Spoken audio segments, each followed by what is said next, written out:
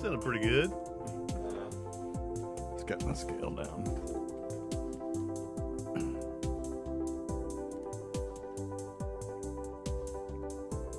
I got an interesting. Cardiff Electric, Oh shit! the most famous podcast in the world today. I love it. Cardiff Electric. He's so cool. Come out and play. He's the one all the other guys are jealous of. There you go. Just in case you didn't know, that was what that was. I love it. All right, you about ready? Let's do it. Yep.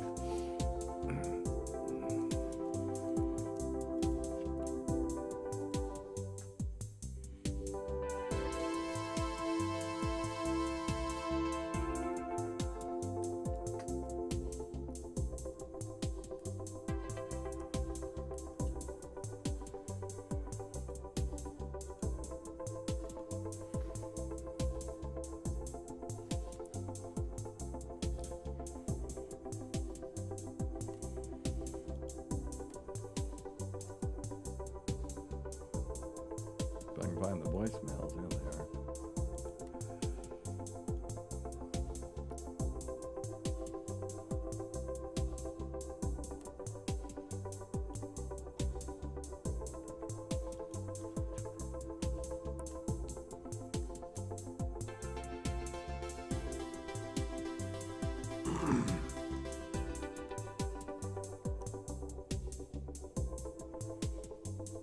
What is the World Cup? What are you talking about? I was just kidding. Oh, okay. I was just kidding.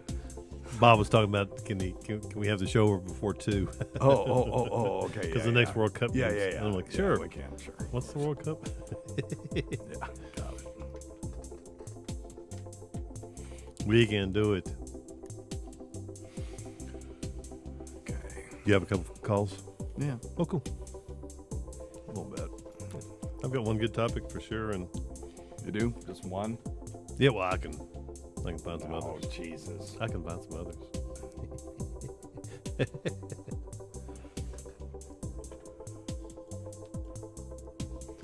doing my dead level best.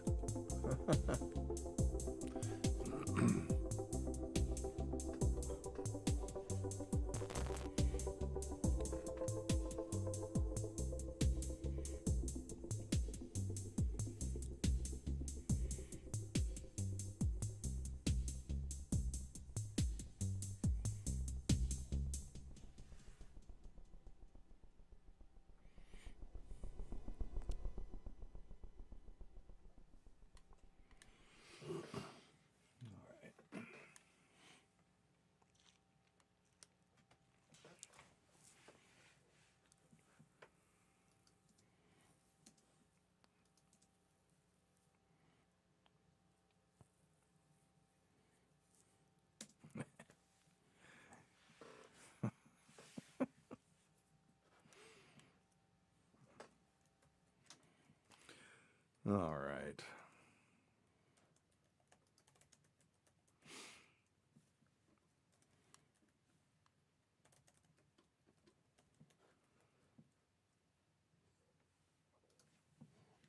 Sirius XM. It's time for Weird Medicine with Dr. Steve.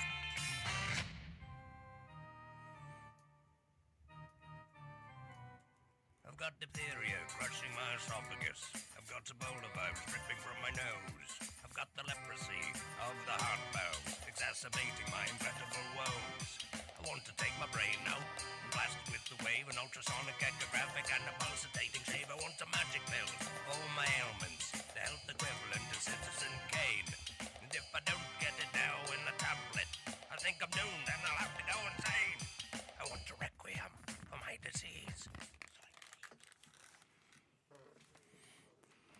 It's Weird Medicine, the first and still only uncensored medical show in the history of broadcast radio and the longest running show on this channel. I'm Dr. Steve with my little pal, Dr. Scott, the traditional Chinese medical practitioner who gives me street cred with the wacko alternative medicine assholes. Hello, Dr. Scott. Hey, Dr. Steve. And this is a show for people who had never listened to a medical show on the radio. If you got a question you're embarrassed to take to your regular medical provider, if you can't find an answer anywhere else, give us a call at 347-766-4323. That's 347. Pooh head. Visit our website at drsteve.com for podcasts, medical news, and stuff you can buy. I can't mention contractually. Most importantly, we are not your medical providers. Take everything over here with a grain of salt.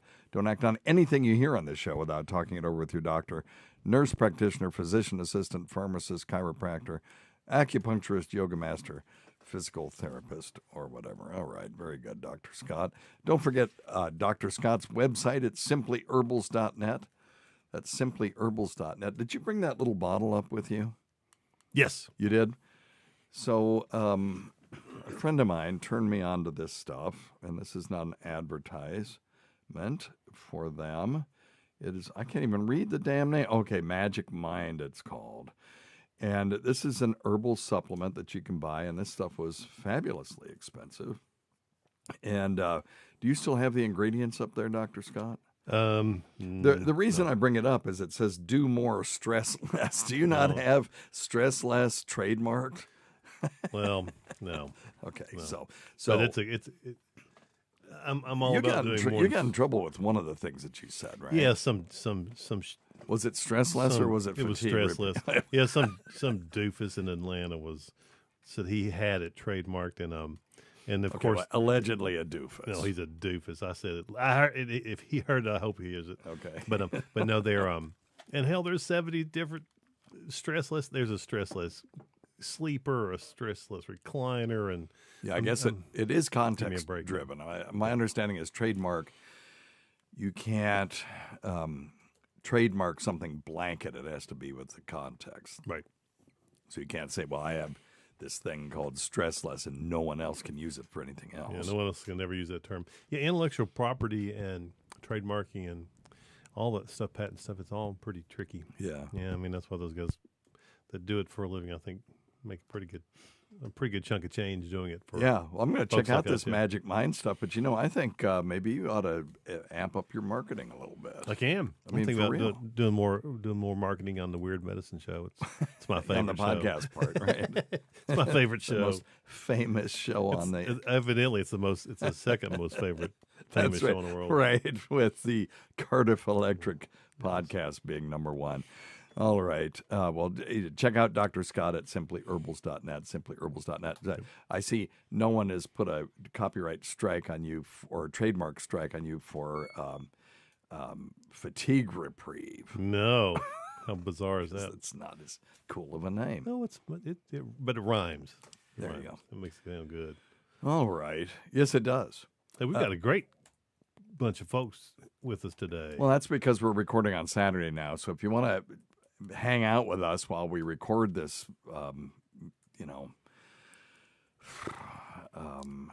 early termination of a pregnancy of a show, check us out at around 1 o'clock on Saturdays on YouTube. Just, go to our YouTube channel and subscribe and like and turn on the notifications. And when we go live, you can come in and hang out with us. We've got a good group in there. So, and they have to listen to our shite music at the end of the show and all that kind of stuff. So, yeah, it's fun. But it's fun, though. All right. Oh, yeah, it's a lot of fun. Well, very good. But Number one thing, don't take advice from some asshole on the radio. boy, ain't that the truth. So I've got a couple of voicemails here, and you've got some topics and stuff, too. Yeah, we've got a couple. Do I hear? Yeah, that's what I heard. And Tacey's in Las Vegas, so I don't feel sorry for her. No. And, yep. She's probably still in bed right now as we speak. No, I just talked to her.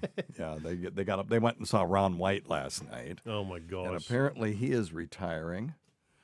And but yeah, it made me kind of sad because Vic Henley was a friend of ours. Mm-hmm. And there's a cadre of people that say Vic Henley wasn't funny. I disagree. Whether you liked him on the Opie radio show or not, that's here nor there. Mm-hmm. I saw him absolutely destroy an audience of 300 people at Allendale, at one of the Allendale comedy events that we put on. Mm-hmm. And it was in a barn, which was apropos. Yes. And, it was a bunch of people from Upper East Tennessee. So it was his audience, but he destroyed in that audience. And he was such a nice guy, too. Vic Henley was a very nice person. He got stuck in Atlanta, and apparently he couldn't upgrade his ticket because I had bought his ticket with miles, and there were some restrictions and stuff. No. And it's like, dude, I'll fix it, whatever you want.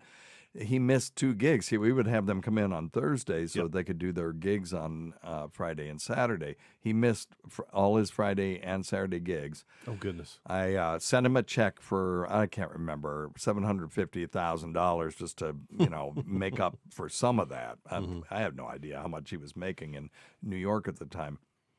And he sent me back an email, you son of a bitch, I'm not taking your money.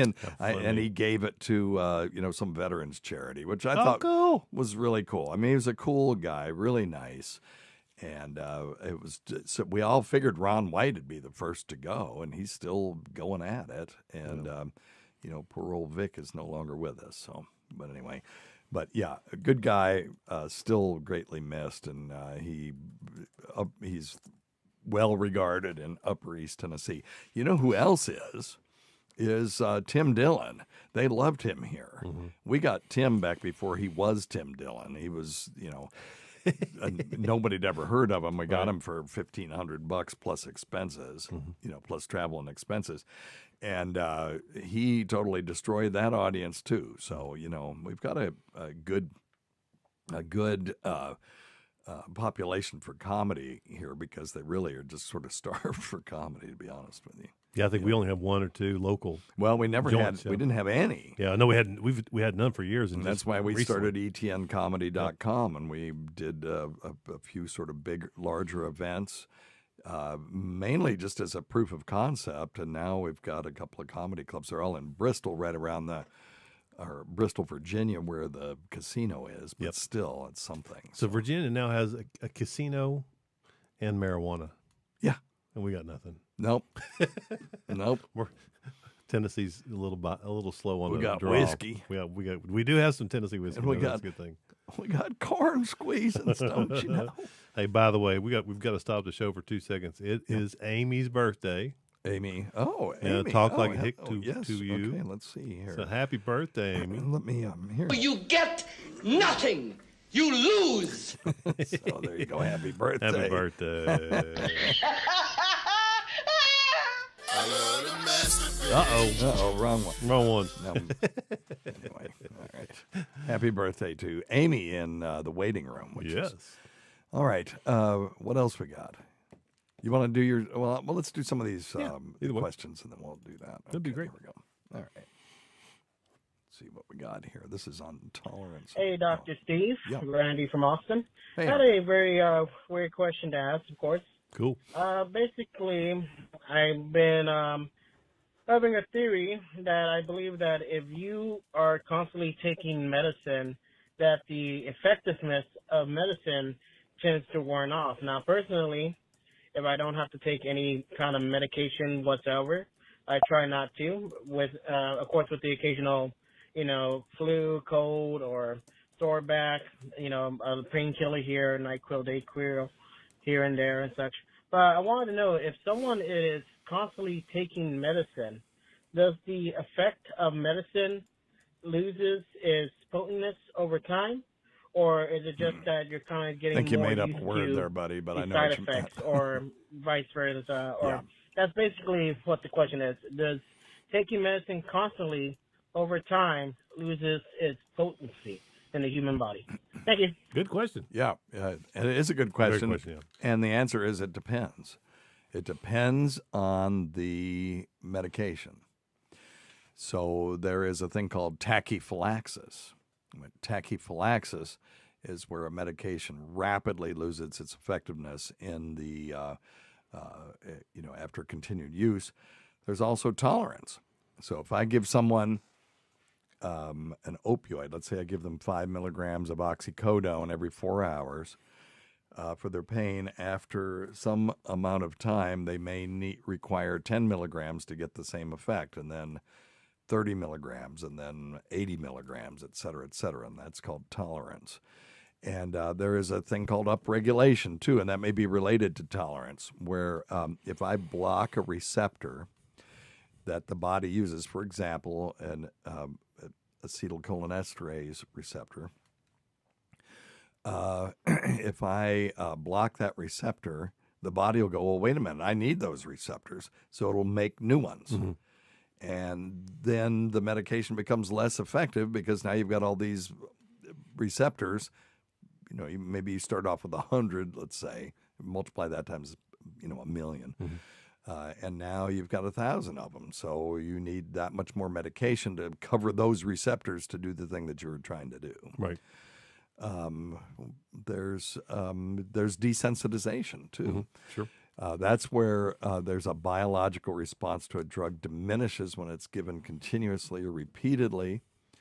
And it may be possible to get the response back by either increasing the dose of the drug or in some cases the tissues become completely refractory to that effect. So, and then, as I said, tachyphylaxis is used to describe desensitization that occurs very rapidly, sometimes even with the initial dose. So an example of a drug like that could be an H2 blocker. Okay. Like famotidine. Right. Those are felt to have, in some people, tachyphylaxis, in that when you take them to suppress acid in the stomach, they'll work really well the first couple of times, then they drop off. Mm-hmm. But I can think of counterexamples. Yeah.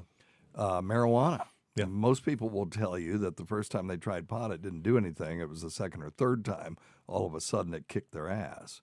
Now, I don't know if that's a myth or not, but that's a case where you become sensitized to something. Mm-hmm. You got any other examples? Well, I was thinking, another example would be something like testosterone, and even some thyroid medications. If you take them for long enough, your body stops producing, like testosterone for sure. Yes. You take testosterone long enough as a supplement. Oh, that's a good one. And your body says, "Wait a minute, you've got plenty of it. Well, let's just stop making testosterone." So you have to continue to take it. So that's a whole different animal. Opposite of upregulation. Yep, Upregulation, that's actually downregulation of the thing that the body was making. Mm-hmm. So, yeah, you would need more up to a point. Yeah. There is a phenomenon called where you deplete the chemicals that are necessary for the pharmacological actions of the drug. So let's say you have a certain number of neurotransmitters, and then you deplete those. And once you deplete those, then you can keep going up and up and up on the drug, and it won't work anymore. I'm thinking of maybe capsaicin would be one where that is the molecule that causes red peppers to be hot. And if you put that on the skin, it'll burn the first few times. But if you keep putting it on, it won't burn anymore. And as a matter of fact, if you had pain in that area where you're putting it, where you're putting the capsaicin on, it'll actually stop hurting. Yep. And, in a lot of cases. So you can harness this effect to your benefit. Go ahead. Well, which is just completely counterintuitive, because sometimes we'll tell people to put it on something that hurts, and why would you want to put something that burns on something that hurts? Because you're depleting that neurotransmitter that sends the pain fiber to the brain. It's counterintuitive, but it does work. Yeah. Kind of crazy. So I'm looking here at an article to see if there are any things. Drug resistance is a term that we reserve to describe the loss of effectiveness of, say, of an antibiotic, but that's because the organisms actually figure out a way around it. Penicillin used to kill almost all bacteria that it came in contact with, and now it kills very few. And that's because the bacteria have learned, when you get one that figures out, hey, I can phosphorylate one, part of this molecule, or I can close this receptor, or I can do, I can change the way that I metabolize, certain aspects of my environment, and now the stupid antibiotic just bounces off of me. These fucking things will send out little pieces of DNA so that other bacteria can pick it up and learn how to become resistant to it. And also, just think of it this way. If you, let's say you have a group of bacteria and there's just a billion of them. You got a billion of them. That's a very small number for a bunch of bacteria, but you got a billion bacteria, and 100 of them are resistant to a drug. Okay. And you throw the drug on there, you kill all but 100, right? So it seemed, to us, they're all gone. Yeah. But that 100 now can reproduce at will because there's no competition for them anymore. Yeah. And now they'll reproduce like crazy. And now when you get a billion of those bacteria back, they'll all be resistant to the drug. Yeah. This happens with cancer chemotherapy too. Small cell lung cancer, good example of that, where you kill it the first time with your chemotherapy, and then when it comes back, it's the cells that you didn't kill the first time that come back, and now they're resistant to what you threw at them because they didn't die the first time. Yeah. Isn't it like CLL, like chronic lymphocytic leukemia, like that, or lymphoma? One of those two. Lymphomas can be like lymphomas. That's what it is. Yeah. I thought but they'll go away really fast. They can go away, but then they tend to come back and. Well, sometimes with lymphoma, sometimes you can just kill everything. Okay. They've gotten better and better at treating lymphoma. Cool. But there's two kinds of cancer that you can treat in the ICU. Most of the time. They want you to be able to walk into the chemotherapy suite, because when you give someone chemotherapy, it takes someone that's at a high level of functioning and will drop their level of functioning down. So if you bring somebody that's in a low level of functioning and drop that down, you can do them in. So they'll require usually a certain level of functioning before they can just give you the high potency chemotherapy agents. But small cell lung cancer and lymphoma are exceptions to that, because you can sometimes treat those people with one dose of chemotherapy and then it will just dissolve. And now you have to keep treating them to try to get all the cells that you can possibly get and keep it away as long as you can. But they will do that. Now, do I recommend someone on the ventilator being treated with chemotherapy? No, I don't recommend it, but it can be done. That's the one time you can do it. And as a matter of fact, they will kill so many cancer cells at once that the body has a hard time processing it. It can cause gout. Oh, goodness. And it can cause a thing called tumor lysis syndrome, where you've killed so much dead, tissue, human tissue in the human body, that the body can't handle it. Wow. You know. Yeah, how do you get rid of that? Well, yep, they end up in the hospital. A lot of times you give them fluids to flush out their Right, okay. kidneys. That makes sense. That kind of stuff. You give them medication to prevent gout crystals from Ugh. forming and stuff. Don't use the G word in my presence, please. But anyway, so now back to his question, there are other drugs that you can just take on and on and on forever, and they do just fine. And never. Example, like a blood pressure medication, I would think, for the most part. Yeah. Those tend to be pretty stable over time. Yeah, and it's if your blood pressure does tend to increase over time, it's usually not because the blood pressure medicine is failing. Right. It's because your genetic predisposition to high blood pressure is progressing. Yeah.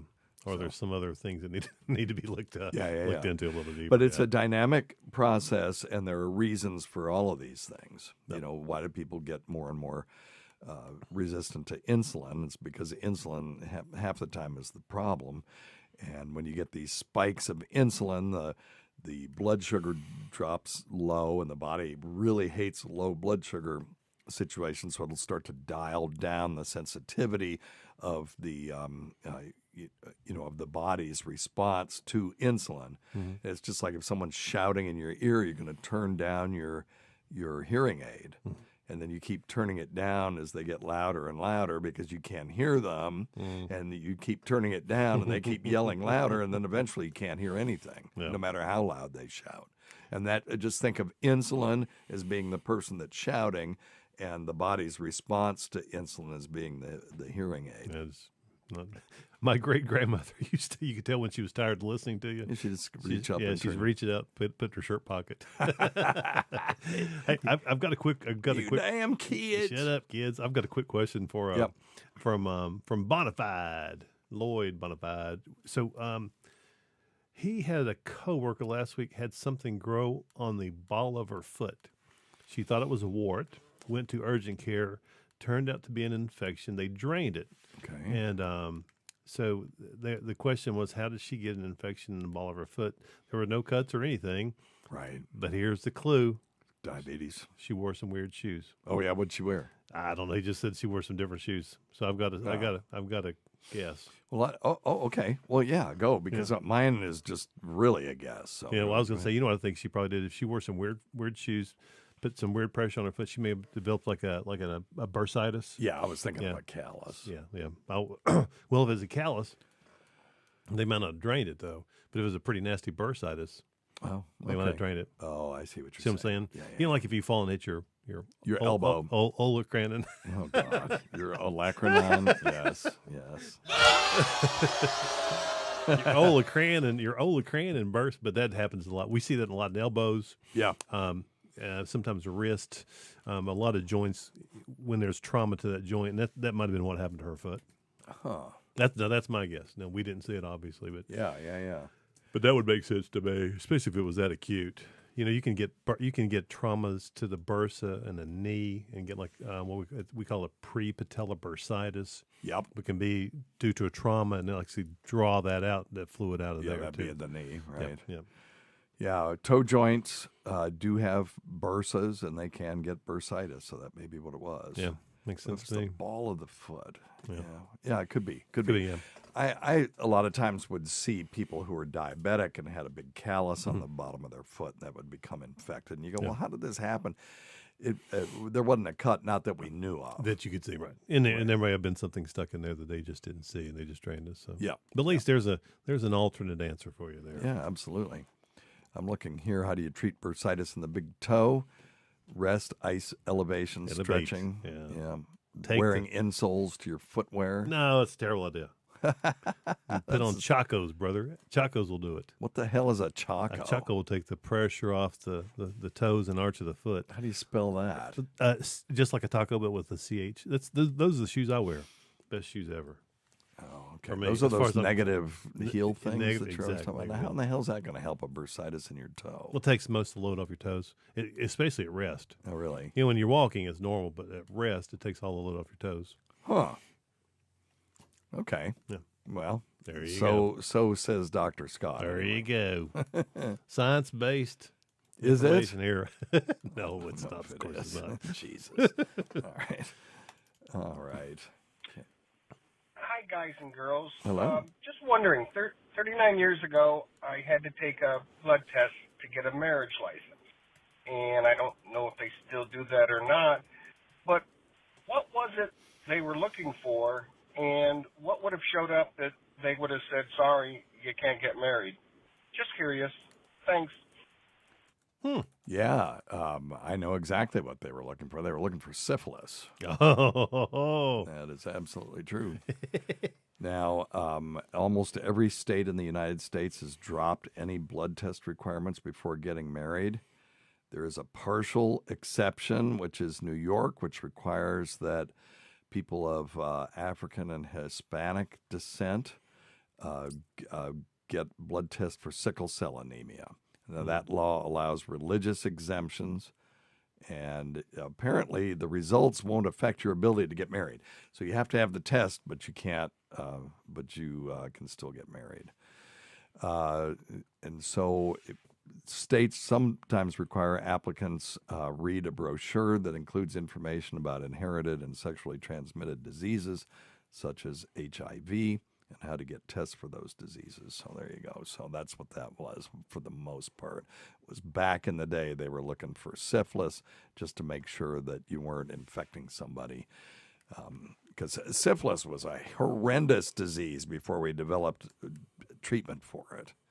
oh gosh, yeah. And one of the main reasons for monogamy and for not having intercourse before marriage. Well, there you go. Yeah. Because syphilis was bad. It was it's related to Lyme disease in the sense that they're both spirochetes. The molecule is sort of a twisty-turny looking thing. Yeah. All right, the molecule, the bacterium. And they have three phases. Think of Lyme disease. You have a rash, and then you have a latent phase where it goes away, and then you have this tertiary phase where it comes back and F's you up. Pretty good. In the case of Lyme disease, it can affect the heart and the joints and stuff. No. Now, with syphilis, you have a rash, you have a chancre that divides and divides again. It's usually painless. And then you would have a latent phase, and then the tertiary phase that can affect the cartilage of the face, so your face just kind of falls off, or it would invade the brain and cause neurosyphilis and make you crazy. Right on. So there you go. So, but that's what they were looking for, and that is no longer the case. I think I remember when I got married the first time, I had to get a physical exam. Okay. And I remember the guy checked, I'm 19 or 20 something years old, and he's doing a prostate exam on me. It's like, was this really necessary? Oh, jeez. But, yeah, he thought it was. All right. How about this one? Dr. Steve, Dr. Scott, What's up? Stacey. Hey, can excessive sneezing from allergies or coughing from something too much cause any minor brain damage? Love you guys. Love the show. Well, we love you back. Yeah, I love you too, man. Yeah. No HMO, only private insurance. Oh, that's a joke. Okay, sorry. That's terrible. Thank you. Okay, so it's not true that your heart stops beating when you sneeze, but it is rare that if you go on the internet, it'll say, no, you cannot die from a sneeze. You cannot die from a sneeze. People have died from sneezing, but it is extremely rare. I'm looking in the UK. Here's a teenager sneezes to death. Ooh. Mother's despair after 17-year-old son suffers a brain hemorrhage following a sneezing fit. And this was the example I was going to give. So it's very sad to see this, but glad that that we can talk about this a little bit.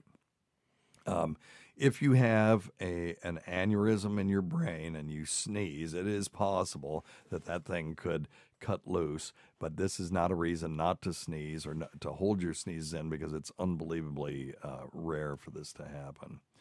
But this is it's a tragic story.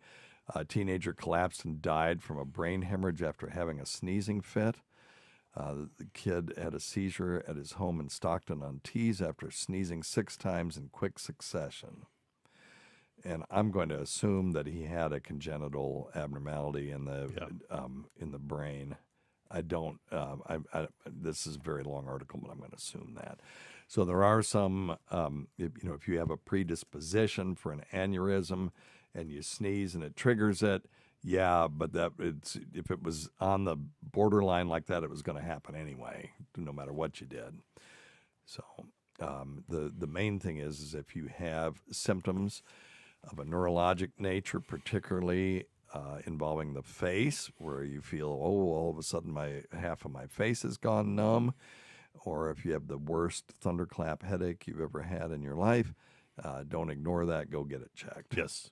And most of the time, it'll still be nothing. But every once in a while, they'll pick up on something that can save your life. This is one of those things where Western medicine it can really help you. Oh gosh, yeah, far superior. Superior. Hey, Amanda's got a good question. What about like holding your nose or pinching off a sneeze? Good or bad? Yeah, I'm not a fan of that. Just let it. It's there. It's to protect you. There is a sneeze. Right. That's right. There's a sneeze reflex for a reason, and people who hold it are, they're preventing that reason, which is there's some antigen in your nose, and the body's trying to just blow it out forcefully. Yeah. And, sneezing may help prevent you from getting ill by expelling the things that are getting into your nose, helps reset the settings of your nose back to normal. But when you're speaking to someone else, you kind of want to hold in the sneeze or whatever, but you can just turn sideways and put your nose in your elbow. Most people are aware that sneezing is a thing, and they're not going to be horrified by it. So there was a 2016 study where scientists measured a pressure level of 1 pound force per square inch in the windpipe of a woman who was sneezing. And when they were exhaling hard during strenuous activity, it was only like 0.03 psi. So holding in the sneeze greatly increases the pressure inside the respiratory system to about 5 to 24 times that caused by the sneeze itself. And you just never know. No. So, again, if you've got a really robust, healthy body, it's probably not hurting anything. But if there's anything in there that's slightly on the borderline, then it could push you over the edge. So, and I've actually seen somebody rupture their eardrum holding in a sneeze. Oh gosh, I've ruptured my eardrum before, and that hurts. That's some painful shit, man. Here's one. According to experts, the pressure caused by holding in a sneeze can potentially lead to the rupturing of a brain aneurysm. Well, we just talked about the sneeze actually doing that. And then, there's a life-threatening injury. I'm not even going to read that one because that one's bullshit. Doctors have found one case of a person rupturing the back of their throat by holding in a sneeze. So it's one case out of billions of people. Yeah. So I'm not too worried about that. No. But anyway, I think the risk of holding in a sneeze is pretty low, just as the risk of sneezing is really low. But what would be the point of doing it? When we have mechanisms now for sneezing and coughing in public that are acceptable. But the only people you ever see holding in their sneezes are females. Yeah. Guys I think it's because they're delicate and they're sweet and they're well, they hold in their soft flatus too, and guys just kind of let it rip. Or try to make a silent but deadly one. Yes, I believe there's some gender inequities there. I would believe. Let it rip. I've been in my office before where I've just, I've drunk too much kombucha or something, and I've got gas. And you're drinking kombucha now, stop it. Yeah, I know. That's enough. That's enough. It just really doesn't gas me up, but it's something, whatever it is. And, you let out this silent, but, really horrendously smelly flatus. and then you're just praying nobody comes in there. And then here comes my program coordinator. Can you sign these things? It's like, yeah, give them to me. I'll bring them to you. Get the fuck out of here. I love it. I love it. If you're sneezing a lot, there's something in your nose that's irritating it. You get you a Navage, or just get some Simply Saline, or some Dr. Scott Simply Herbal's nasal spray. That's right. And get that nose cleaned out. You can get the original or the CBD. There you go. Infused. Okay. Yes, you can. It's simplyherbals.net. But you can spray this stuff up there, let it sit there for a minute, and then just blow it back out again. Yeah. A lot of times that'll take care of it. So, all right. Yeah. Okay. Excellent question. All right. Hey, Dr. Steve, it's Mike from New York. Hey, Mike. I have a blockages in my heart. On the left side, the artery, I guess, is 100% blocked. Oh. Center 75 and the right 35%. Goodness. Once in a while, I get a little discomfort in my chest, but it's always on the right side of my chest, farthest away from the blockages. Never much, thank God. But is there a medical reason why it's on the opposite side of the chest where I feel a little discomfort at times, or what's the deal? Thanks a lot. Have a good day. Yeah. Well, so Mike's got a bunch of blockages in his heart. Pretty serious stuff. But all of the discomfort he has on the right side of his chest, you always hear about pain being on the left side of your chest.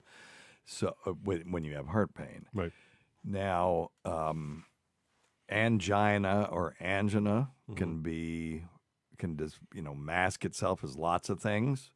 I've told the story about the guy when I was in medical school that died because when he came in, he said he had a sore throat. Oh gosh! What he was really trying to describe to them was that he was having left-sided chest pain that radiated to his neck, or maybe he just had it in his neck. When my dad had angina, he ignored it because it was just shoulder pain. And he was on my brother, who was his doctor, put him on a treadmill. And when the treadmill started showing issues of decreased blood flow to the heart, my brother said, "Are you having any symptoms?" He said, "No, just my shoulder's hurting." And it turned out that was how angina was experienced by him. So this whole textbook thing of, people having a heart attack have sweating, palpitations, nausea, left-sided chest pain that radiates to the left arm. That's textbook presentation. A lot of people do present that way, but there's a whole bunch of people that don't. So, but stuff on the right side of the chest is a little bit weird for angina. That can be acid reflux. It can be musculoskeletal stuff in the right side of the chest. It's the question is, does it come on with activity and then go away with rest? And if it does, then that's the real hallmark for angina or heart pain. Is that when you're running up 3 flights of stairs, does it come on? And then after you've calmed down a little bit, does it go away? And if that's reproducible, that may be a sign that your heart isn't getting enough blood and therefore time to get checked again. But with that many stents and blockages, I'm assuming Mike is being seen frequently by his cardiologist. So, yeah, I would think so. Yeah, I hope so anyway. You got anything on that one? Maybe he's got, what is it? Situs inversus. Situs inversus, yeah. Surely to God they would know that. By now. It's on the wrong side, or flipped over. Yeah, there are situs people inversus, yeah. that have. Is it situs inversus or situs? Situs. Okay, situs. Okay. Yeah. Situs, probably. Situs but inversus. they say situs. That's what I was thinking. Rare. But the other thing is, well, let's tell people what that is. That is a defect in the cells that are embryologically going to form the organs, where they don't migrate the way they're supposed to, and they will end up having the heart on the right side of the body and the spleen on the right side of the body, and all kinds of stuff. The liver's on the left. It's crazy. Yeah. Can be if it's situs inversus universalis or whatever, the complete reversal. There are some people who have the speech part of their brain on the right side rather than on the left. Most people, if you have a stroke on the left lateral side of your brain, you'll have trouble speaking. You may have a thing called Broca's aphasia, where you have trouble getting words out, or it's like a constant word search. Like times when you've heard me trying to think of the correct word to say, those people, they never get out of that loop. Or there's a Wernicke's aphasia where they don't understand anything either and can't process words. That's because the language section is all over, right above and just a little bit in front of the left ear. But there are some people where it's the opposite, and they have a stroke over there and they're totally fine, but then they end up having a stroke on the right side. Now they can't speak. So, yeah, they're crazy. It really is. Anyway, yeah. So there. I guess that's that. Let's do this one. Hi, Dr. Steve. This is Karen from Wisconsin. Hey, Karen. Okay, about 3 months ago, I had this headache that if I could have chopped my head off, I would have. Okay. That went away the next day, but since then I've had a cough. And my doctor listened to my lungs, and my lungs are fine. Apparently I don't have COVID, even though I got the jab late last year. Now, when I cough, I don't cough up mucus or anything. And I breathe so loud when I'm breathing that my dog looks at me funny. And my doctor gave me prednisone and a steroid inhaler, and nothing works. She doesn't know what else she can do. She won't order like an X-ray or anything because apparently I have to do that. And if I ask for it, then I have to pay for it. So I don't know what kind of fuckery the Oh my God, that insurance sounds like Catch game 22. is. Remember in Catch 22, the Yossarian, the pilot, well, I guess he was the bombardier, but he wanted to get out of flying bombing missions in World War II. They said, all I got to do is, is say you're crazy. But then if you said you were crazy, you couldn't be crazy. So so then they couldn't let you out. And that was Catch 22. And then, of course, Catch 22 became everything. Yes. In that. So that was originally a movie. No, it was originally a book. Okay. But the movie by Mike Nichols is awesome. The TV show, not so much. They really didn't get the humor in the TV show. I never saw it. It was, I think, it was on one of the cable networks, and I really was disappointed in it. It was, it was a satire, and the Mike Nichols movie is brilliant. But anyway, let's see. I'm normally healthy, but I did have pneumonia and bronchitis, but that was way back, like 10 plus years ago. Yeah. So I still have the cough. I don't have it that often, but I mean, it's every day. Yeah. So, and I'm wheezing most of the time. Okay. But I'm not dying. I don't feel like it. Yeah, right. But it just feels like it's heavy in my... I'm going to discount the headache part. Yeah. And I'll tell you why. Because there are coughs that cause headache, and sometimes that can be a sign of leakage of cerebrospinal fluid in the brain. Yeah. And people that get this cough and that'll cause headache as the increased pressure from the cough sort of forces some of the cerebrospinal fluid out. And people with chronic cerebrospinal fluid leak have all kinds of problems. So I'm going to assume that's not it, because it's really the other way around. The cough makes the headache, not the headache starting the cough. Yep. But I would look at the drugs that she's on. Yep. She's on an ACE inhibitor. Blood pressure medicines for sure. Blood pressure medicines can cause chronic cough. Yeah. Post-nasal drip can cause it. Asthma, reflux, that's a big one. Gastrointestinal reflux. Yep. And the x-ray for that, there's a simple x-ray for that. It'd just be a barium swallow, and where they're just looking to see if under fluoroscopy, where they turn the x-ray video camera on and see if your stomach contents are coming up into your esophagus. Yep. And if they're coming up far enough, that can just cause a chronic cough. And then just chronic bronchitis. If you had if you had emphysema or something like that. So, or obstructive lung disease from smoking in the past. A foreign body can do it too. So, you get a foreign body lodged in your lung and it keeps trying to get rid of it. It can cause cough. So what I would recommend is that if they're not going to do an X-ray, for goodness sake, do a spirometry. Okay. Spirometry is where you blow into a tube, and then it will determine what your lung volumes are with inhaling and exhaling. And if it shows obstructive disease, well, then you probably have chronic bronchitis. They can treat that. There are things that they can give you for this instead of just blowing you off like this. But a chest X-ray, CT scan of the lungs, or an MRI of the lungs, that could be something. Treat post-nasal drip. Go ahead. I was going to say post-nasal drip for sure. And the other thing is she could treat GERD just for the heck of it.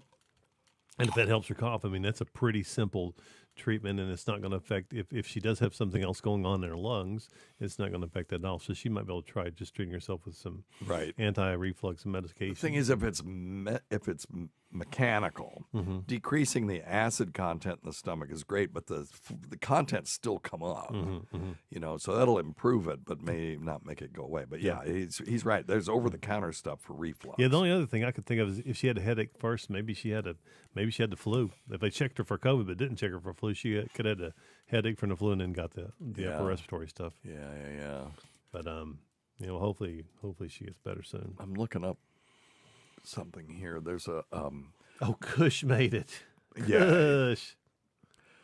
There is a thing called bradykinin that plays a major role in dilation of microscopic vessels, and it dilates arterial cerebral vessels, contributes to that migraine pain. So she talked about migraine.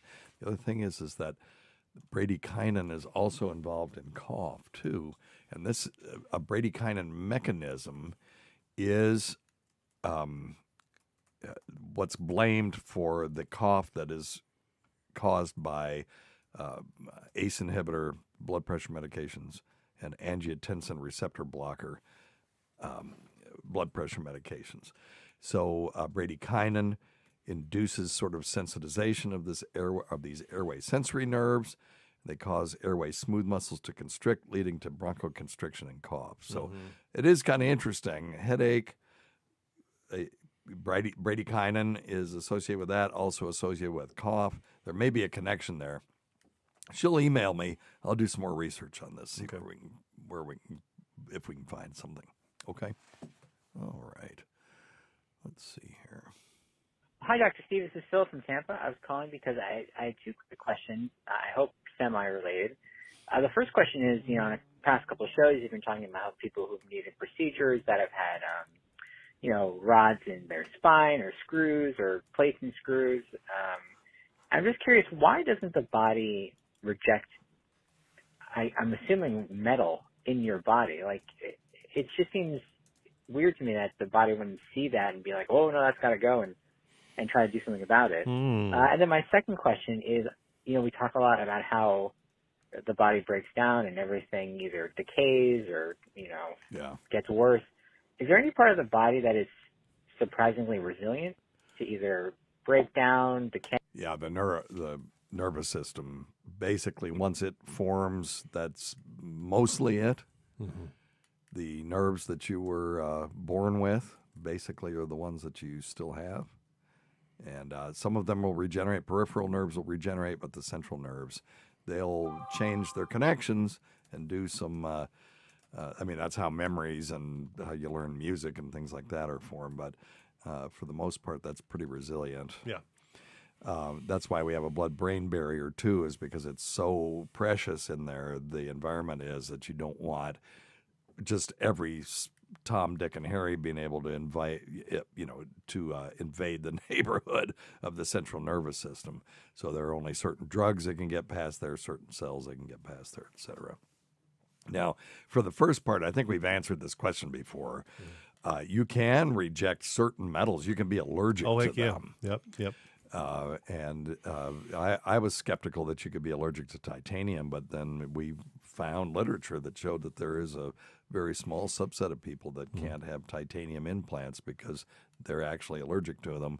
One of the first weird medicine we ever did, Danny Ross showed us a rash on his abdomen that was right where the peg from his jeans were, and we diagnosed him with a nickel allergy. Right on. And those are really easy. You just put, don't wear jeans that have those kinds of studs, or you can paint fingernail polish over those, or you can put a Band-Aid over the stud or whatever where it comes in contact with your skin. So that's interesting, but it is kind of different than the way that we reject hearts and stuff. Hearts and kidneys have proteins on them that say, this is me, I'm friend. We have a friend and foe system. And so those proteins say friend, friend, friend, friend. Now, when the body misinterprets those signals, then you have an autoimmune disorder. That's where the immune system attacks its own body cells. Rheumatoid arthritis is a good example of that, where the killer cells that are supposed to be destroying foreign bodies in your system misrecognize cartilage proteins as being foe, and so they will attack them. And but anyway, so when you put a heart in somebody, it's just got all these foe, I'm foreign, I need to be destroyed type proteins on them, and so the body's immune system will go and try to just kill it. So you have to give those people medications to just suppress those cells. Of course, when you do that, they do serve a real purpose. And when you suppress those cells, you run the risk of other problems. And so there are people who are on certain anti-rejection drugs that are at increased risk for certain infections or for certain neoplasms, because the body's cells that are supposed to be killing those things are now being told to shut up. So, but anyway, very interesting. Let's do this one. Can any part of the human body regenerate itself? Yeah. Bye, KK. Nah, she's not here. Genius. No, yes, of course. If I cut off if I just yank off someone's toenails, they'll regenerate. Peripheral nerves, the ones in your fingers and those kinds of things, if you damage those, if you give the body the right environment, those can regenerate. Skin. Yeah, skin. Yeah, good one. Muscle. Good one. Muscle. A lot of times, though, if you cut too deep into the skin, the way it regenerates with the scar, though, so it's not true regeneration. Yeah, that's true. But if it's a kind of superficial, the liver, as long as you're healthy. The liver's the best one I can think of. If you cut out a big chunk of your liver, it'll just grow back. Yeah. So, but I think Stacy's question is a good one. Why can chameleons regenerate their arms and we can't? And when we figure that one out, we will have made a real step forward in medicine. Anyway, all right. Well, listen, our time is up. Thanks, everybody. Until next time, check your stupid nuts for lumps. Quit smoking, get off your asses, and get some exercise. We'll see you in 1 week for the next edition of Weird Medicine. Thank you, guys. All right. Now let's do some podcast action. We could do some more questions because there was a good hard stop there. Yeah. All right. What do you got? You got anything in the waiting room? No, but we've got a lot of great people in the waiting room. We do. All right. Let's see here. What in the hell have I just done? Colin wants to know when we can announce when we're going on air. Colin, if you will subscribe to the YouTube channel, you'll get a heads up. That's it. That is true. If you will do that. Also, I think Dr. Steve tweets it, I think. I do. I tweet it. But we're going to be doing 1 o'clock on... For the next few months, probably at least 2 or 3 months. Yeah. So just you all plan on Saturdays at 1 p.m. We'll be right here. And I have... Are we still on? Yeah. Something really funky is going on with my computer all of a sudden. Hang on.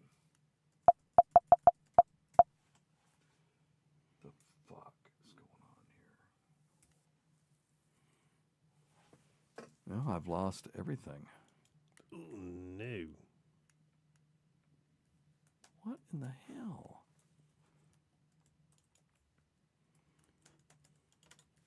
Okay, hang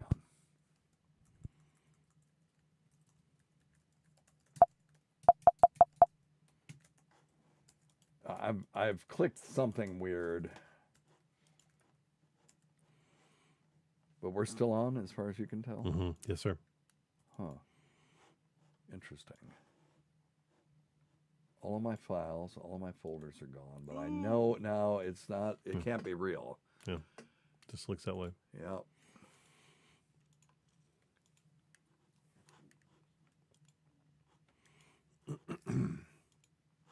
Huh. Patreon voicemails, current voicemails. There's current voicemails. Yeah, there was a folder that said desktop on it. Let me go into my trash and see if it's in there.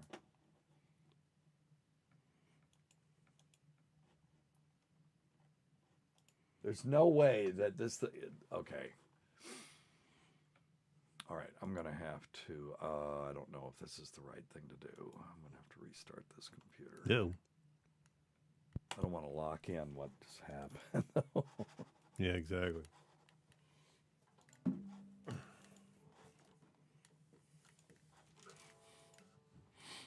Oh, yeah. Now, talk about chest pain. I'm having chest pain. Okay, I see we're still live streaming. What did I do?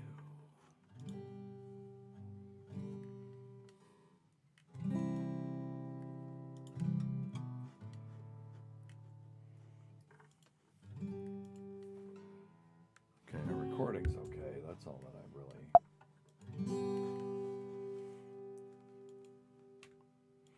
So we all need to sing Amy happy birthday. Marco V 193.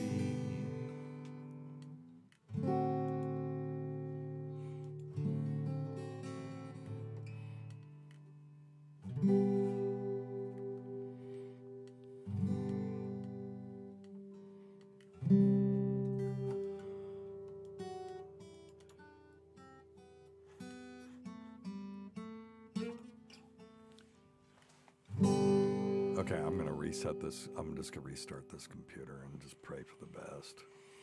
But we got the recording now. Yeah, Oh, yeah. recording's fine. Okay.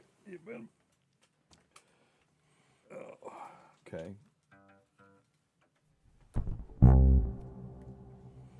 Yeah, Kush. What key are we playing Happy Birthday in? G. Yeah, Kush, I'm breaking up the guitar this week. It's a, I figured I'm so bad at playing everything, it really doesn't matter what I pick up. You missed last show. It was mandolin, then guitar, then banjo. So it's a G, D7, D7, G, G, C, G, D7, D, G. Okay.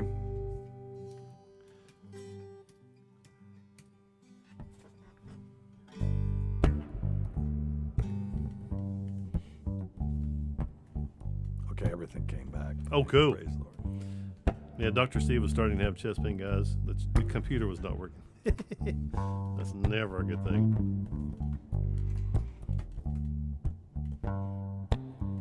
You gonna sing? Yeah, if I could film a darn pick. And I had 7 here and I got none. All right, 3, 2. Hit it. 3, 1, 2, 1, 2, 3. Happy birthday to you. Happy birthday to you. Happy birthday, dear Amy. Happy birthday to you.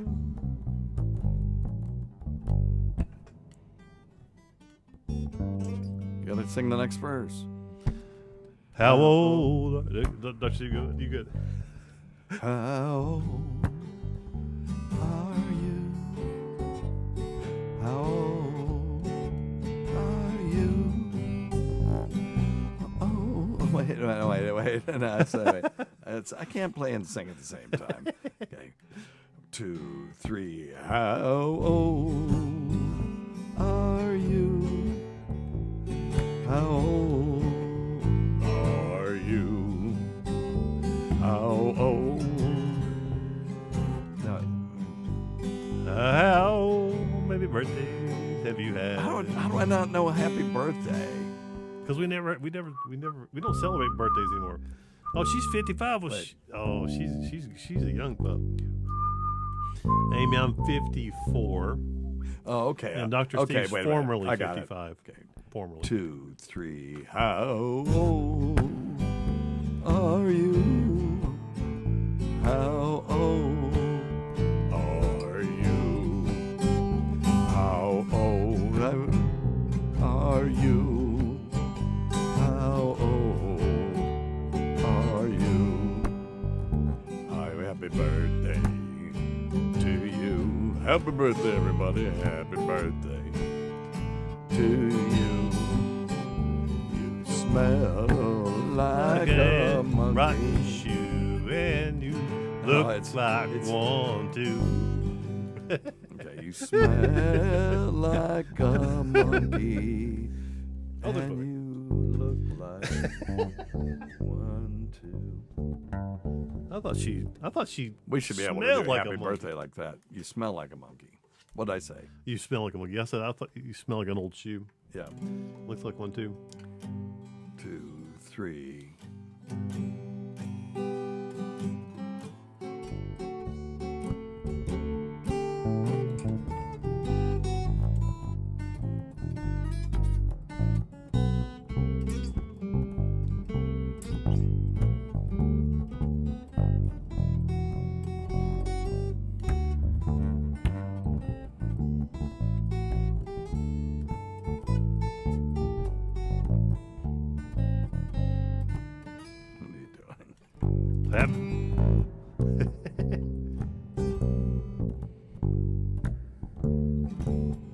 Double nickels. Yeah, Amanda, you're right. Double nickels.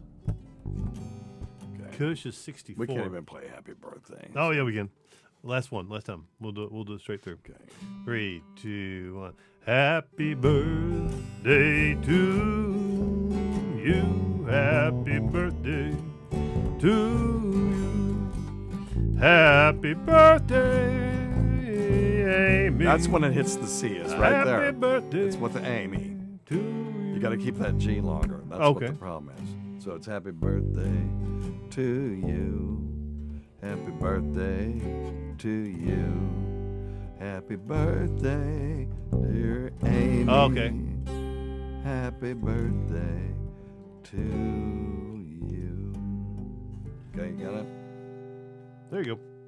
Okay, 2, 3. Happy birthday to you. Happy birthday to you.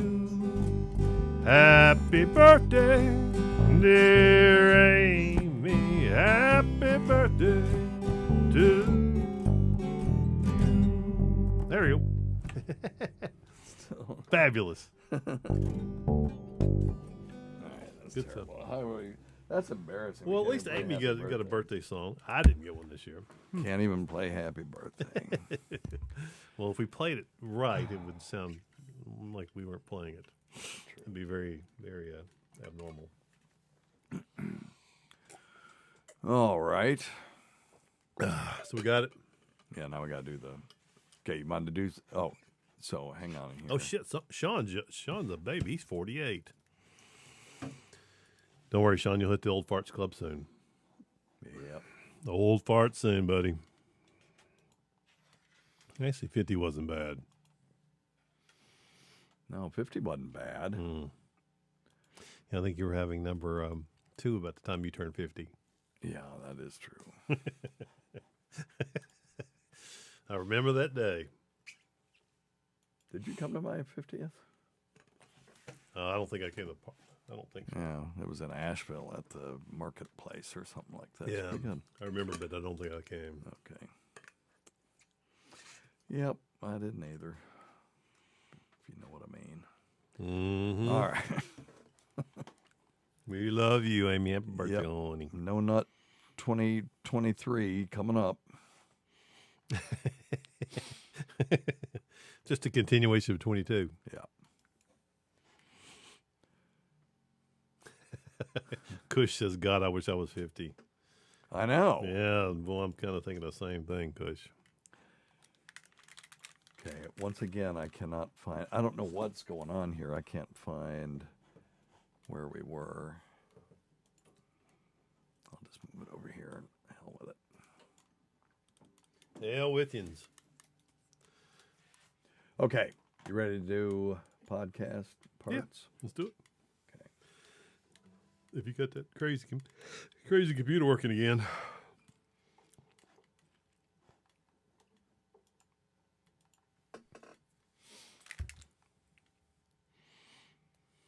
I do. Okay, here we go. Cool. All right. All right. So do you have any questions from the waiting room? If you don't, we've got a couple here that we can use. No, I think we're good.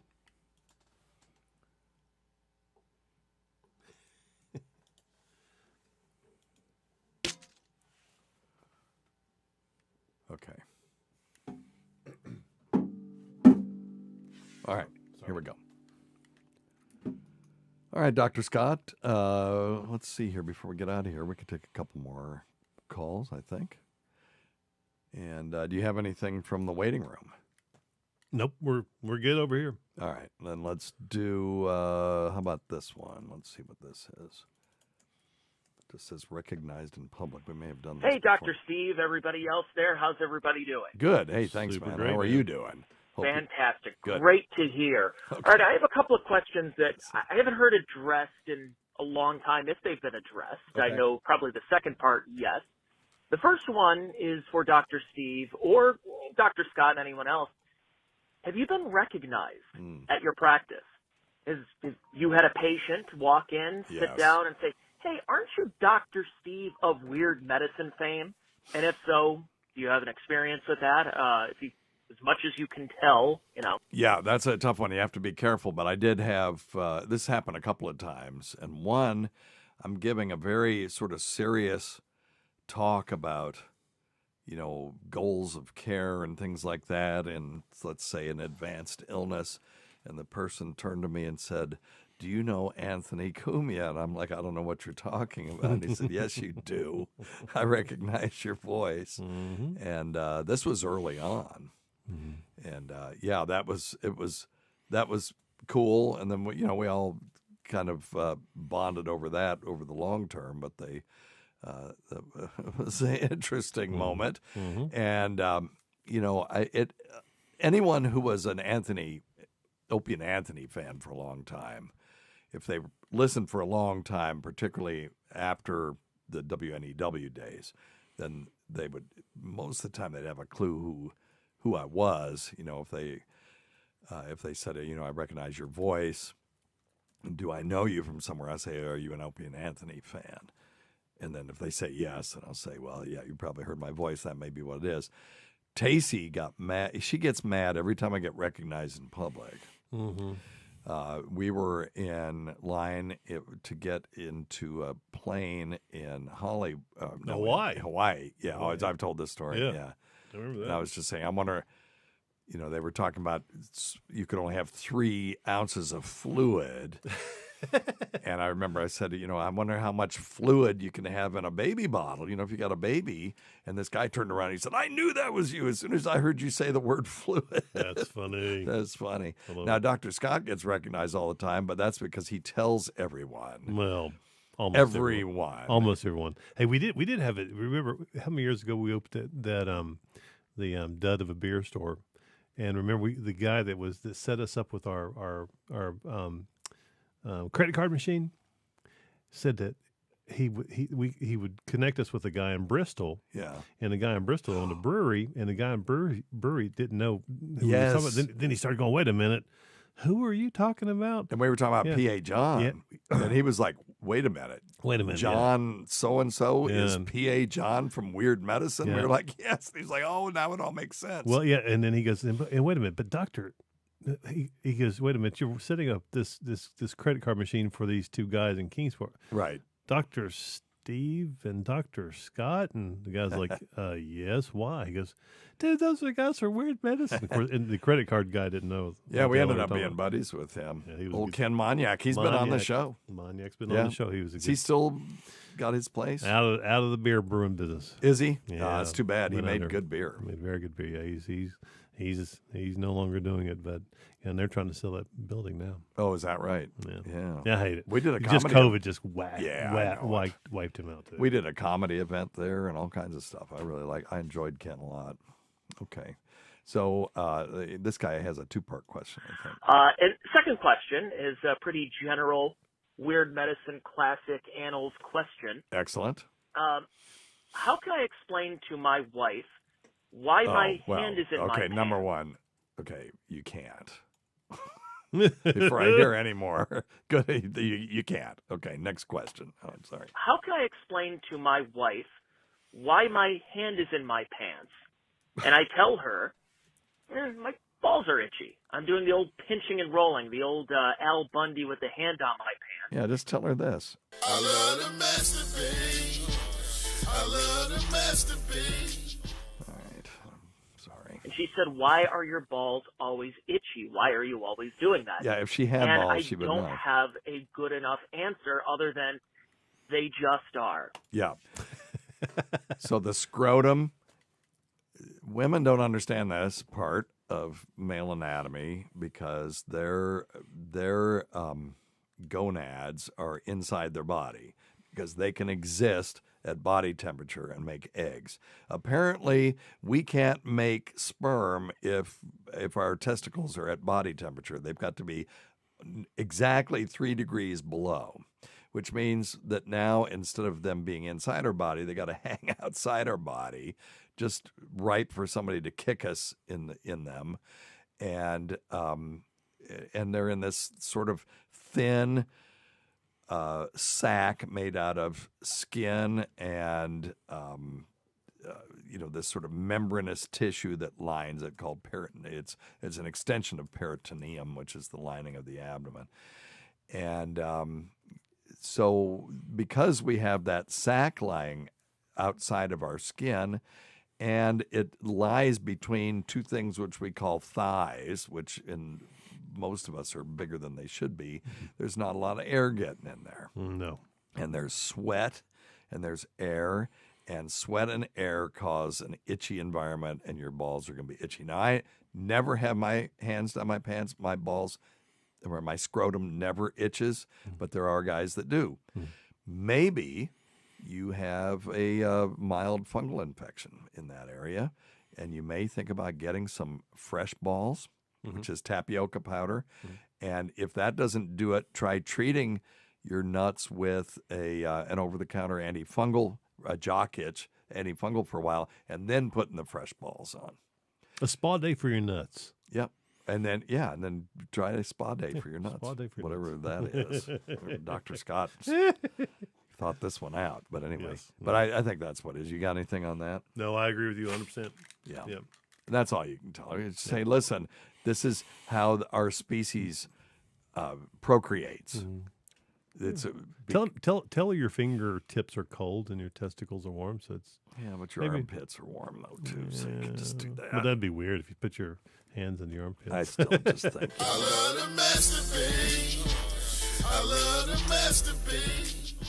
Yeah, just don't tell her you That's think the you have, correct just don't answer. tell her just don't tell her you think you have a fungal infection down there. Well, no. No, I'm telling him. No, I know. But if you want to, now it's become a habit. But if your balls really are itchy all the time, if your scrotum, it's not your balls, it's your scrotum is actually itchy all the time, you might, there are a couple of things you could do about it. And I enumerated those, no reason to go into them again.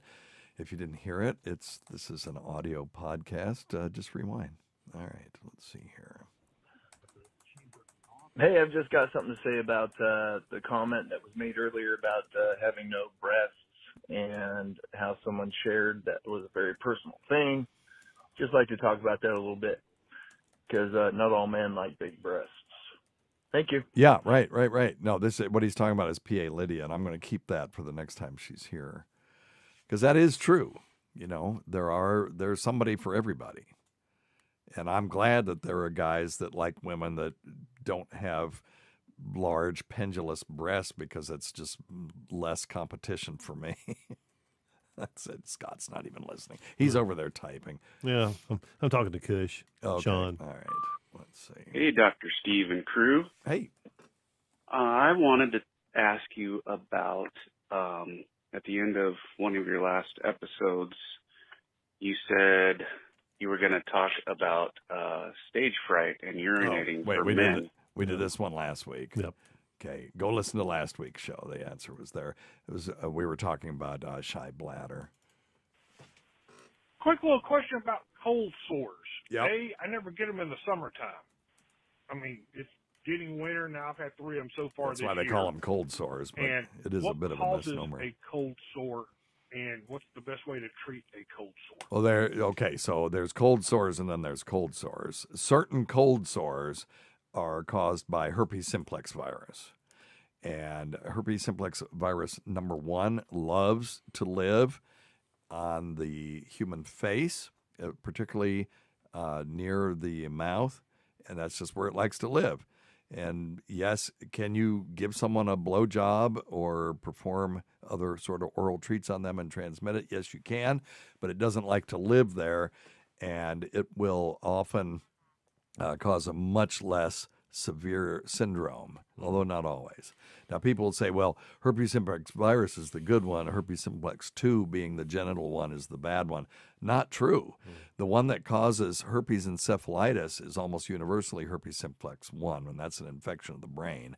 So, that's rare, but when you see it, it's almost always herpes simplex 1.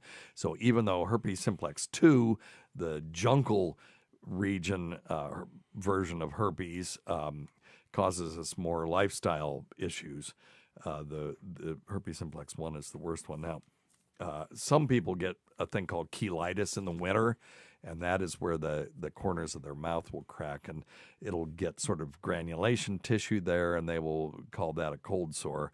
And it is a cold sore, but it's not the same thing. So the ones that you're having may be actually related to cold weather. Now, is it possible that some people get herpes cold sores in the winter because cold air is, more stressful? Yeah, that's possible, because we tend to get more herpes outbreaks during periods of stress. But I just think we're talking about 2 different things. And one is related to environmental changes in the skin due to cold weather and drier air. And then the other one is just, it's herpes. All right. What else you got? He's checked out. Yeah, so wrap it up, baby. So I'm just going to wrap it up. All right. Well, thanks. Always go to Dr. Scott when he's actually here in the studio, even when he is here, somebody's not here. Thanks to everyone who's made this show happen over the years. Thanks to everybody in the waiting room, particularly. Let's see who we got. Amy, Talk Like a Hick to You, whose birthday it is today. Yep, 55, double deuce. Sean P., who I'll be hanging out with in Rochester, New York, February 3rd at DabbleCon. Get your tickets now at WATPlive.com. And I think I'm just going to get to go to this one and just sit and hang out and not actually have to work. So I've been looking forward to that. Amanda Davidson will be there as well. And I think we are sitting with Cardiff Electric's wife, although don't want to blow up any secrets or anything about the event, but that's all I'm saying. So we will have a fun time at that, even if nobody shows up. So, but if you want to hang out with us and, drinks around me, at least 1 or 2, if you're not sober, if you are, hearty handshake instead. Check us out at WATPlive.com. Many thanks to our listeners. Go to our website at drsteve.com for schedules, podcasts, and other crap. Until next time, check your stupid nuts for lumps, quit smoking, get off your asses, get some exercise. We'll see you in 1 week for the next edition of Weird Medicine. And hello, Holly and Steve. There's your shout out. So, Merry Christmas.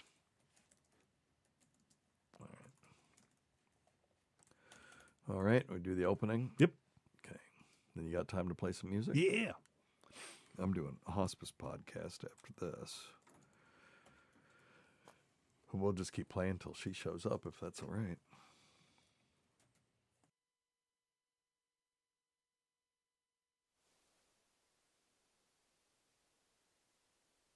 What do you call a statue in the Star Wars gift shop? Mannequin Skywalker.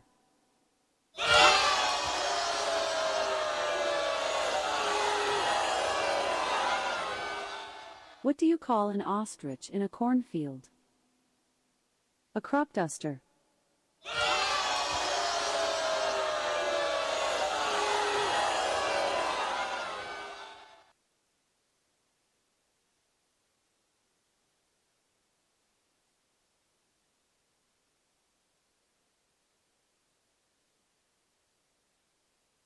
What's the best place in the house to hide from ghosts? The living room.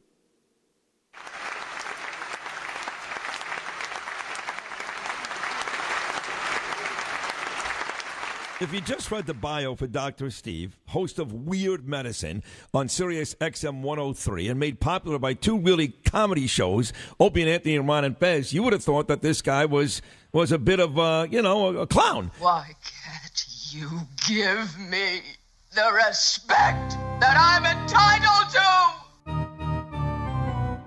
I've got diphtheria crushing my esophagus. I've got Ebola virus dripping from my nose. I've got the leprosy of the heart valve, exacerbating my incredible woes. I want to take my brain out and blast it with the wave, an ultrasonic echographic and a pulsating shave. I want a magic pill for all my ailments, the health equivalent to Citizen Kane. And if I don't get it now in the tablet, I think I'm doomed and I'll have to go insane. I want a requiem for my disease, so I'm paging Dr. Steve. Dr. Steve! From the world-famous Cardiff Electric Network studios, it's Weird Medicine, the first and still only uncensored medical show in the history of broadcast radio, now a podcast. I'm Dr. Steve. My little pal, Dr. Scott, the traditional Chinese medical practitioner, gives me street cred with wacko alternative medicine assholes. Hello, Dr. Scott. Hey, Dr. Steve. And this is a shout-out to Amanda. No, cold temperature doesn't cause colds.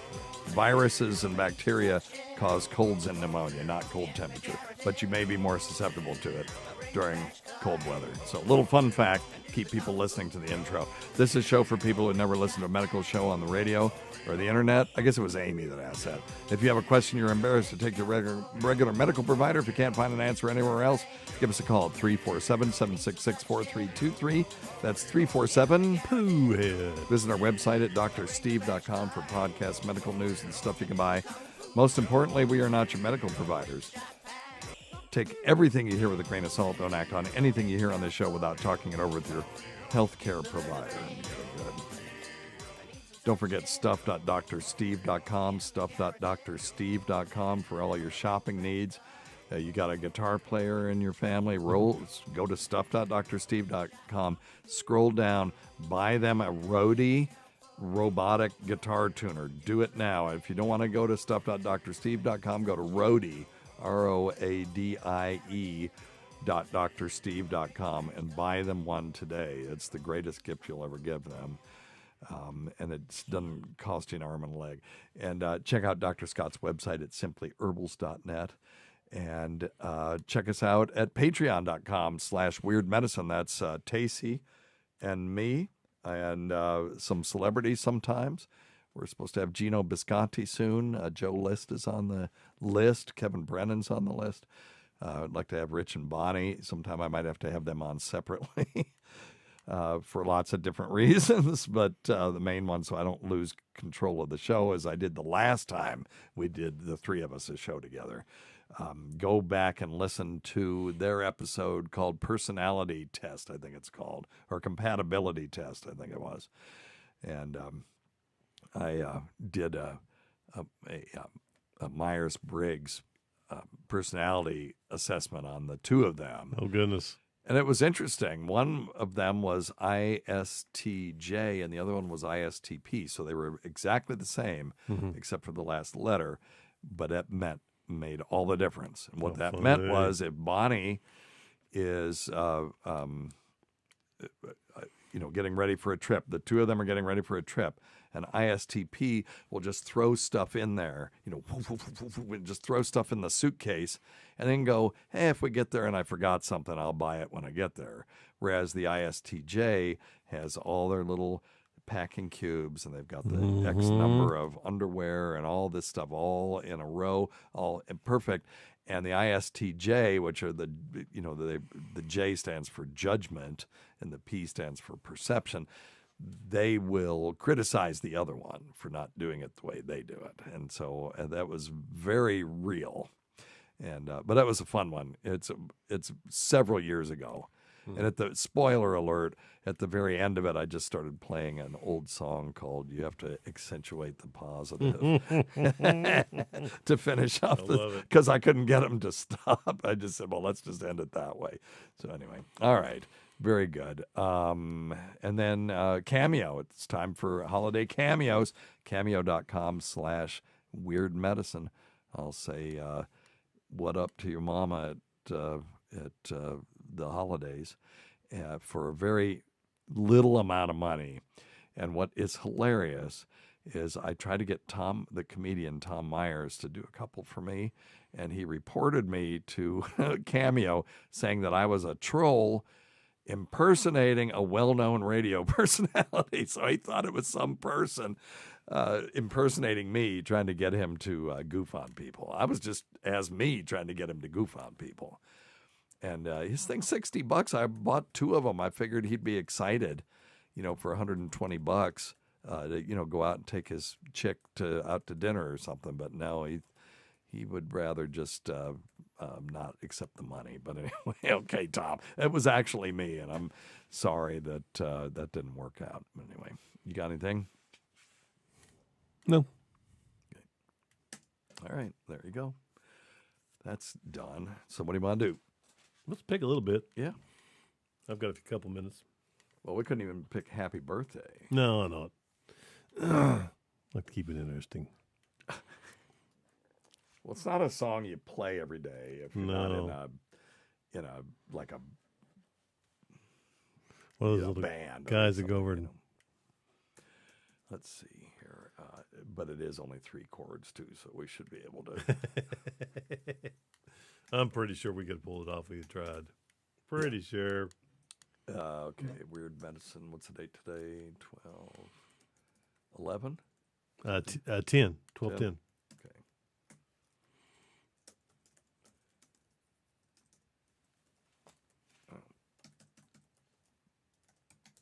God, I ate some kombucha this morning. That's the last time I'm going to do that. Or not kombucha, kimchi. Oh, Jesus. And the kombucha together? You're going to have the healthiest gut in all the world. Oh, well, yeah. But the kimchi, that's not my cup of tea. I'm like, oh, I like fermented stuff. I like some fermented stuff, not that. It tasted like what I fermented when I made sauerkraut for myself. Yeah. And honestly, I like the store-produced stuff better. Mm-hmm. And it's just because my palate's used to it. Yep.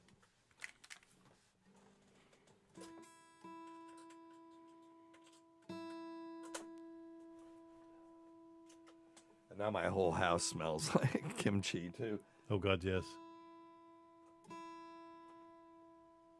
Baked in there. But kimchi and hot dogs, not a great breakfast. No. But that's what you eat when your wife's out of town in Las Vegas.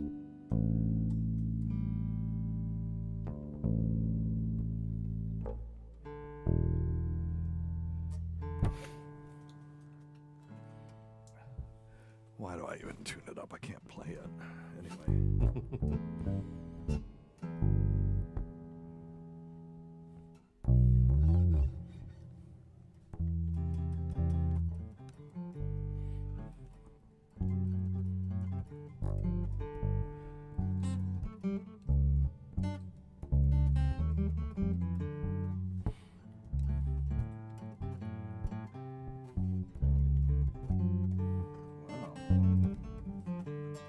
Okay.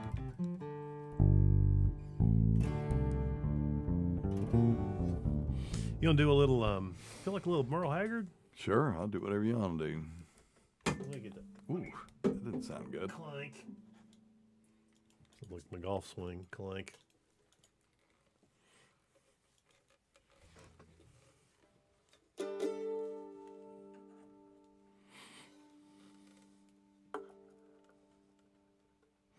I heard this on the ride home the other night, and I thought, we need to try to play it. So I'm sure we'll play it poorly. Amy was saying that she loves her some Awful House. That's what we call it. Awful House, me too.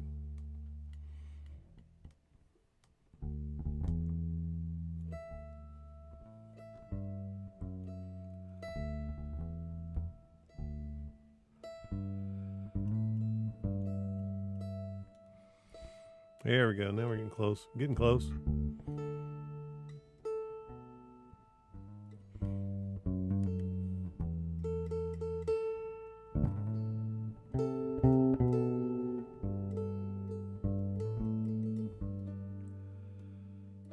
Ooh, man, this thing is off since I think it's just a temperature changes up here, you know? They killed this mandolin. Yeah. The guitar is not so bad.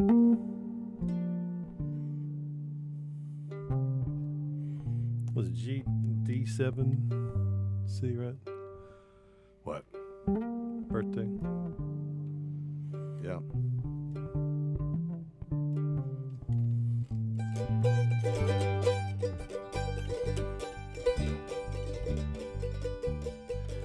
Happy birthday to you. Happy birthday to you. Happy birthday, dear Amy. Happy birthday to you. There you go. There you go. That's better. That's better. I thought we could do it. A little bluegrass version. I hope Amy heard that. She didn't get out of here too early. Oh, so here's what I heard the other night. And I don't even know if you remember this or not. Are the Good Times Really Over? By Merle Haggard. Let's see if this is the right key for me. I wish a buck was still silver. I was back when the country was strong. Back before Elvis, before the Vietnam War came along. I don't know if I like it there or not. Are we rolling down hill like a snowball headed for hell? With no kind of chance for the flag or Liberty Bell. Wish a Ford and Chevy still lasted years like they should. Let's see, if you use that voice when you sing, you wouldn't have any trouble. Best of free life behind us now. Say, don't do that. Sing it the way you were doing it. It was great. Just relax your vocal cords. It was perfect. For good.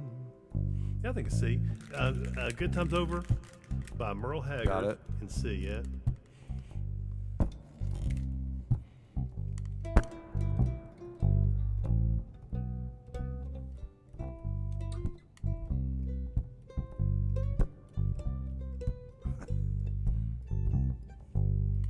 Wish a buck was still silver. It was back when the country was strong. Back before Elvis, before the Vietnam came along. Before the Beatles and yesterday, when a man could still work and still would. I wish the best of the free life behind us now. And are the good times really over for good? Okay. Are we rolling downhill like a snowball heading for hell? With no kind of chance for the flag or the Liberty Bell. I wish a Ford and a Chevy would still last 10 years like they should. Is the best of the free life behind us now? And are the good times really over for good. Wish Coke was still a cola and a joint was a bad place to be. Back before Nixon lied to us all on TV. Before the microwave ovens, when a girl could still cook and still would. Is the best of the free life behind us now, and all the good times really over for good. Are we rolling downhill like a snowball headed for hell? With no kind of chance for the flag or the Liberty Bell. I wish a Ford and a Chevy would still last 10 years like they should. And the best of the free life behind us now, and all the good times really over for good. Stop rolling downhill like a snowball headed for hell. Stand up for the flag and let's all ring the Liberty Bell. Let's make a Ford and a Chevy last 10 years like they should. 'Cause the best of the free lives get to come, and the good times ain't over for.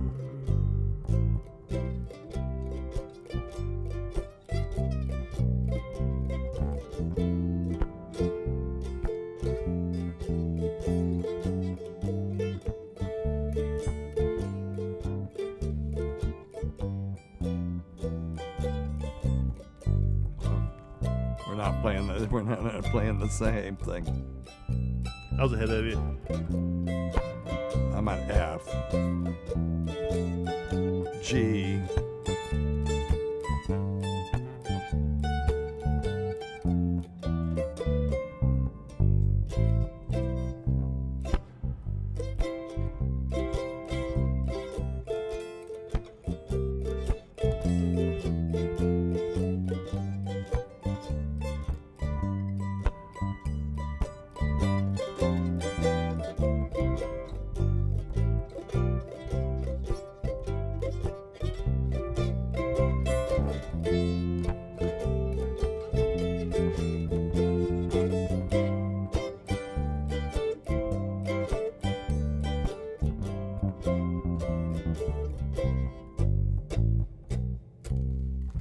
Gonna sing again? No. I thought you were gonna come back and sing it again. No, I was noodling. Right. I thought about doing the Free Life was.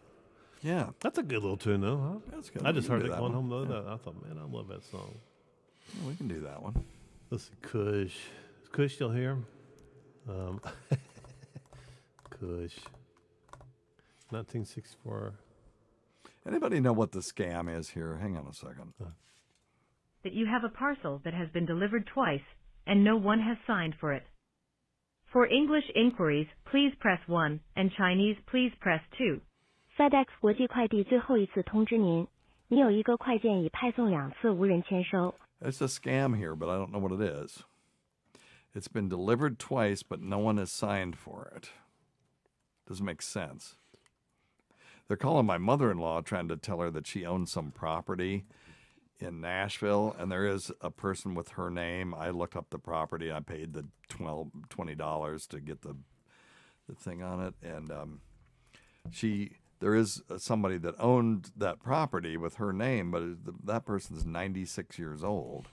And so it's got to be one of these deals where, well, we'll buy this property. It's been appraised at $700,000. You didn't know you owned it, and it's like, no, I didn't know I owned that. Well, pay us $1,000, and then we'll, we'll buy it from you for, you owe some back taxes on it, et cetera, et cetera. You know that's what it is. Oh, I know, yeah. And they just keep bugging her. She's like, now, Steve, now, Danny and I did own some property. It's like, you didn't own this property. You haven't paid property taxes on it in 30 years, but somehow you still own it. Get out of here. No, that's such a terrible thing. To do, and it's not just the senior citizens that get scammed. Oh no, one of my partners got dinged for $4,000 from an FBI agent saying, she did something wrong in her clinical practice and she needed to send them gift cards. By the way, it seems nonsensical that anybody would fall for that, but if someone's asking you for gift cards, they're not from the IRS or the FBI. Okay, what are you playing? Hey, what about LaVan Morrison? Okay. So Crazy Love. Do you remember that song? Yeah. Crazy Love, Van Morrison. And we're going to play it in G. I can feel a heartbeat from 1,000 miles. You doing the official version? Yeah. I think it's official. I think. No, the not the official, the version. Why don't you use the official version? Because my official version, it's got like a. Just click the thing that says chords next to it. It says pro and then chords. And then those are right. Okay. Oh, gotcha. I'm sorry. Yeah, I've never seen it. And so then you want to switch it to. You want to transpose it to. I can hear. Yeah, I can't. We can do it. No, That's yeah. fine. Hang on, let me. To G. Yeah, where do you transpose it? The 3 dots next to metronome. Click on that and then transpose it. Down at the bottom. Oh, I've never used this first. Okay, let's do. Okay, transpose.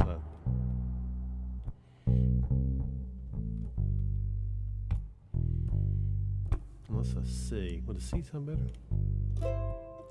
I can hear your heartbeat from 1,000 miles. What do you think? I'll play whatever key you want.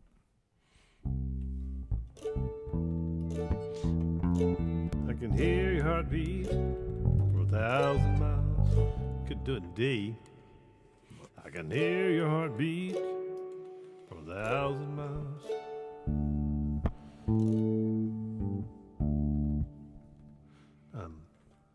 She gives me love, love, love, love, crazy love. She gives me love, love, love, love, crazy love. I like D, I think. Okay. Let's try D. I mean, hell, it can't be any worse than what I normally do. Go nice and slow.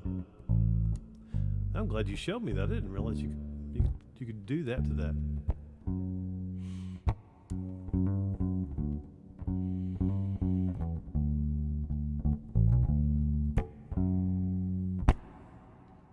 Okay. Yep, I'm ready.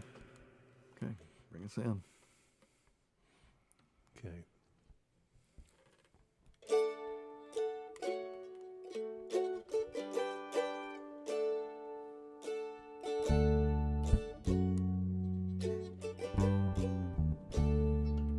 I can hear her heartbeat from 1,000 miles.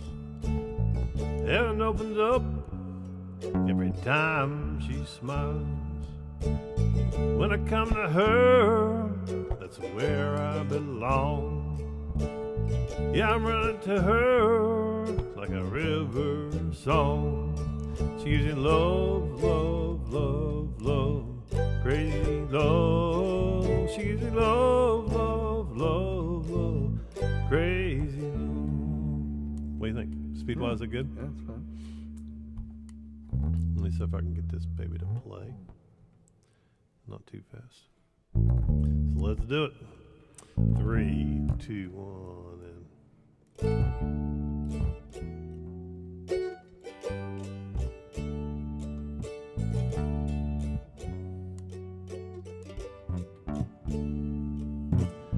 I can hear her heartbeat from 1,000 miles.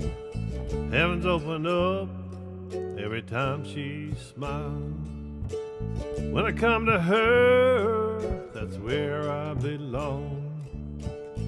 I'm running to her like a river song. She gives me love, love, love, love, crazy love. She gives me love, love, love, love, crazy love. She's got a fine sense of humor when I'm feeling low down. Yeah, when I come to her, when the sun goes down. Take away my trouble, take away my grief. Take away my heartache in the middle apathy. She gives me love, love, love, love, crazy love. She gives me love, love, love, love, crazy love. Yeah, I need her in the daytime. Yeah, I need her in the night. Yeah, I want to throw my arms around her, kiss and hug her tight. When I'm returning from so far away. Oh, she did. Let's start. I'm sorry. That A is in a weird place, isn't it? Yeah. Oh, yeah. I don't know who put that there. Let's go back to the D and yeah. 3, 2, 1, and when I'm returning to her from so far away, she gives me sweet loving to brighten my day. Yet makes me righteous, yet makes me whole, yet makes me mellow down to my soul. She gives me love, love, love, love, crazy love. She gives me love, love, love, love, crazy love. She gives me love, love, love, love. As far as mine goes. Love. I know, that's crazy. You love, love, love, love. That's the whole thing? Crazy love. Yeah. Okay. Sorry, that was just the course. There was just 4 of those right over. Yeah, okay. That's a great song. I wouldn't have butchered the piss out of it. All right, guys, we're going to try that one again. That was awful, but we can do better. Mm-hmm. We can do better. We can do that better. Let's see. Yeah, Colin, you're right there. Scammers are too convincing, in fact. I got a friend of mine that she gave away $14,000 worth of gift cards. Oh, my God. $14,000. Let's see if I can just do it. And she's an executive. I mean, she's a... Really? Yeah, I mean, she should have known better. Hang on. Let me see here.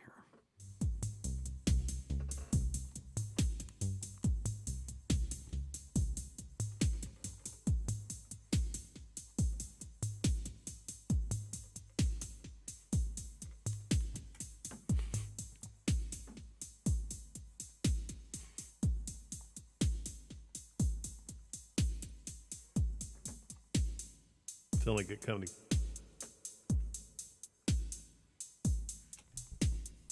Can you deal with that?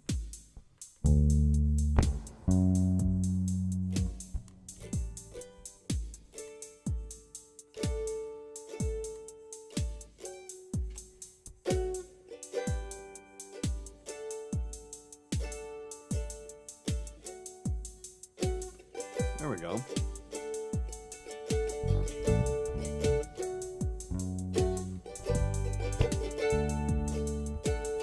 I can hear heartbeat from 1,000 miles. Heaven's open up. You gotta listen to the. You gotta listen to the drums. I'm sorry, yeah. Oh, shit. One, 2, 3, 4.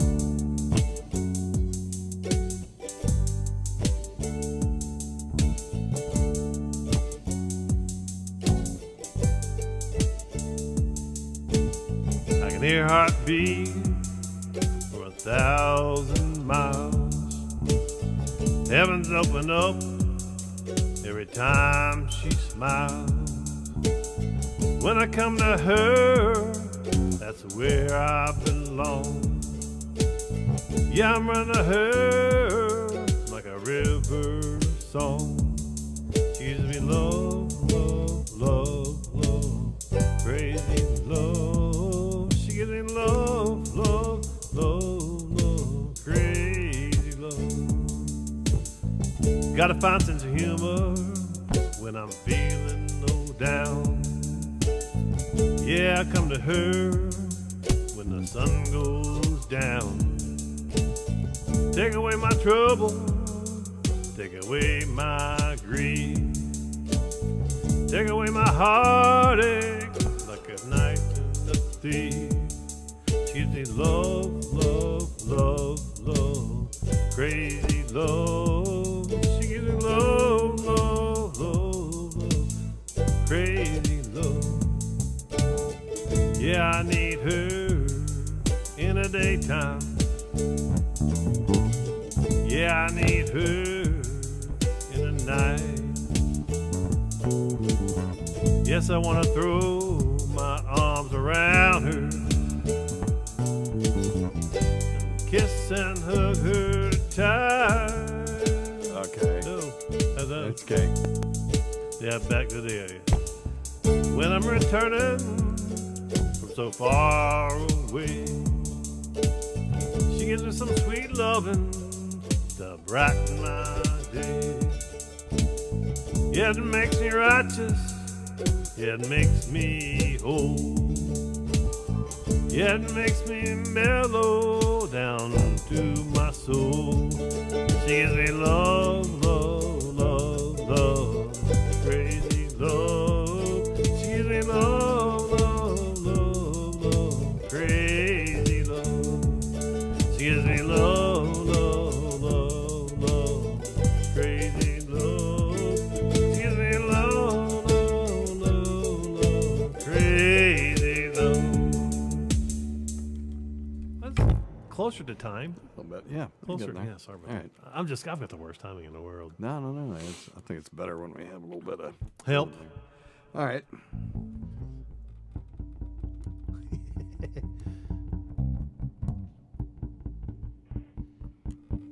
Anything else? Let's do one more. Let's do. Since you got your fingers working, do I'll follow pieces again.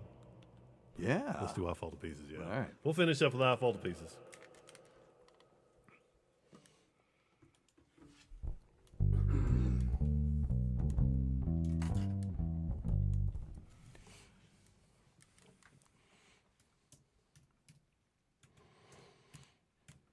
I'm not even going to use the music on this one.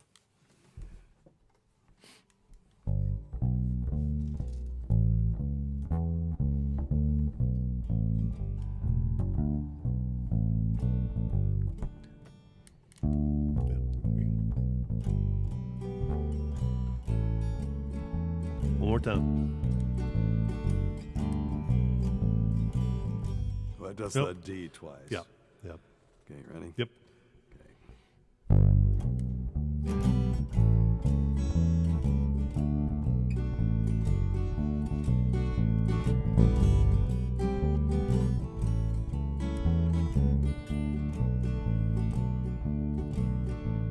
I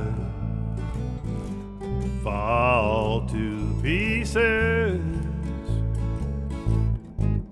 each time I see you again. I fall to pieces. How can we just be friends? You want me to act like we've never kissed. You want me to forget, pretend we've never met. And I've tried, but I haven't yet. You walk by and I fall to pieces.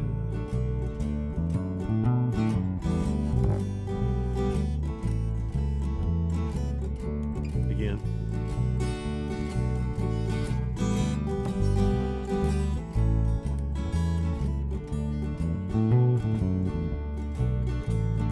I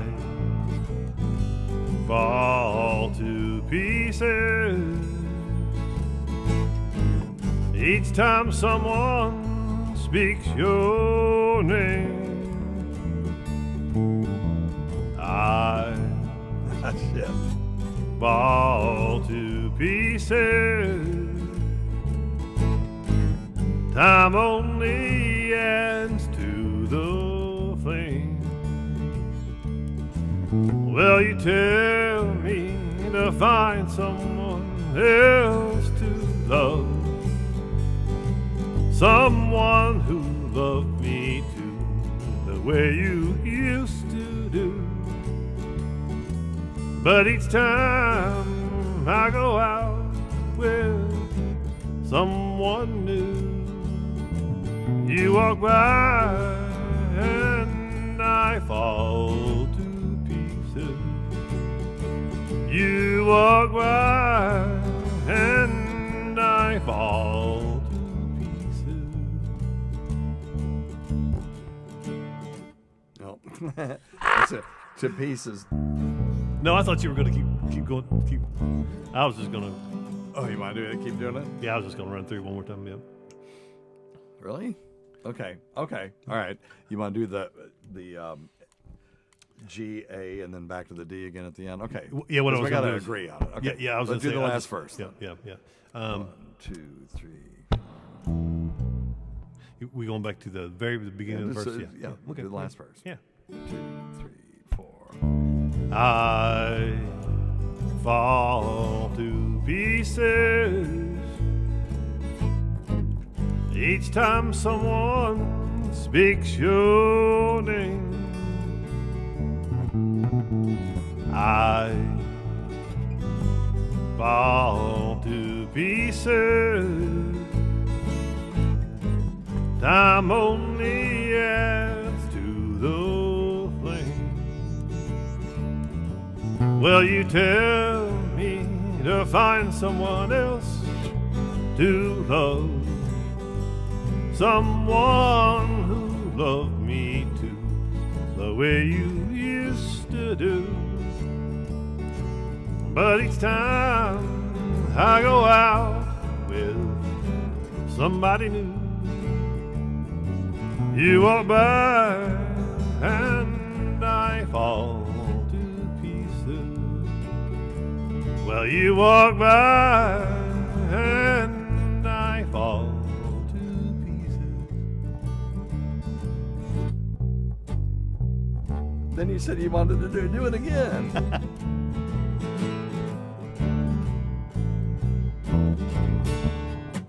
There we go. All right, Sorry so about now that. do it right. You, Just do the I walk by and I fall to pieces twice, and then we do the progression, and then we end it. Gotcha. So go back to G. 2, 3. You walk by and I fall to pieces. Well, you walk by and I fall to pieces.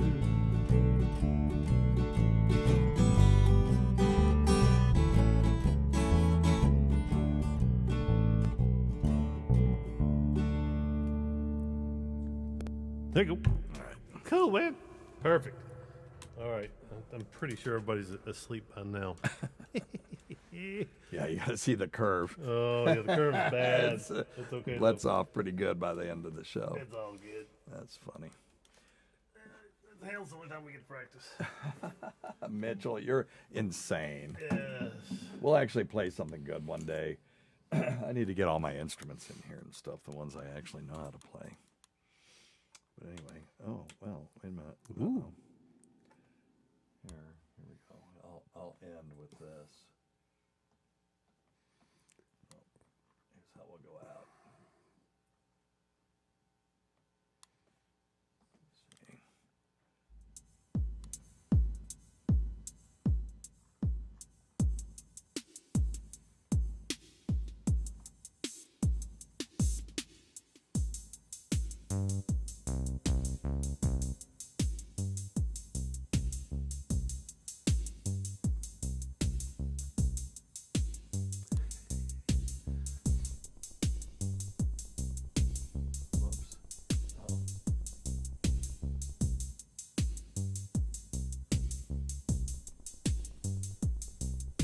The fuck is that? No. We do appreciate you guys very, very much. As always, thank you for allowing us to practice our mad music skills. Indeed. It is. Thanks, the best everybody. way. Yeah, you guys take care. I'm going to get Have out a of good here and week. go. So Saturdays at 1 is the Saturday time at 1 for- o'clock. Yep. For a while. Yep. Okay. Yep. At least for the winter time. Yep. Until Dr. Steve gets his schedule under control. All right.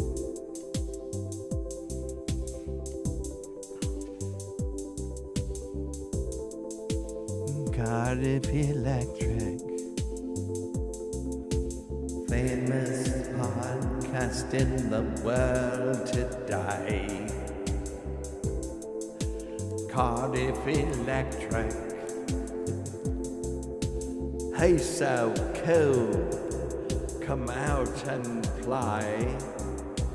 We love you, Kush. He's the one with all the blokes are jealous of.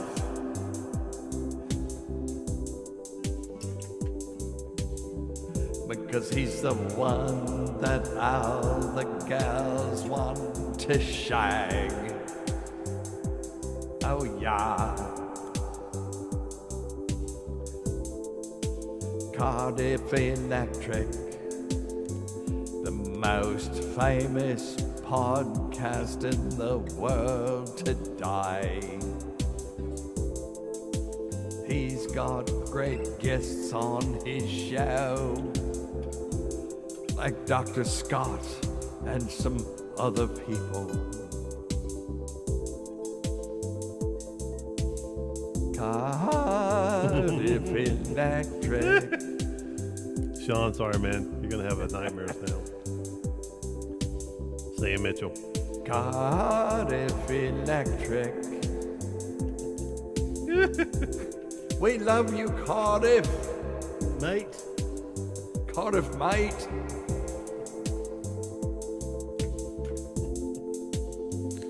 Oh my God, that's wrong on so many levels. Yeah, exactly. Bob Boddington, you're correct. It's coming. Don't worry. Steve's building up for the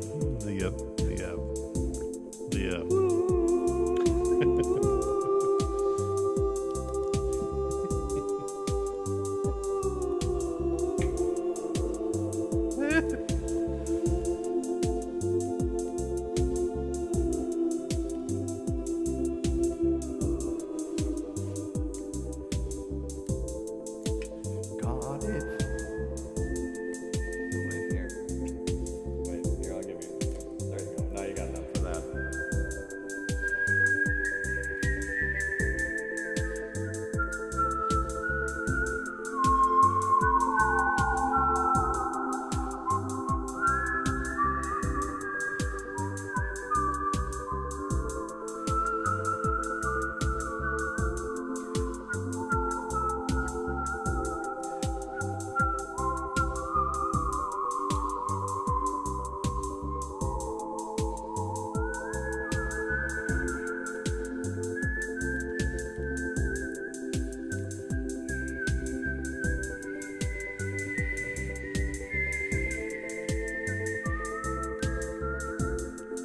I turned the camera on just for a second so I could see how stupid we look. We're really whistling. All right, I got it. Y'all be good. Woo! I knew it was coming.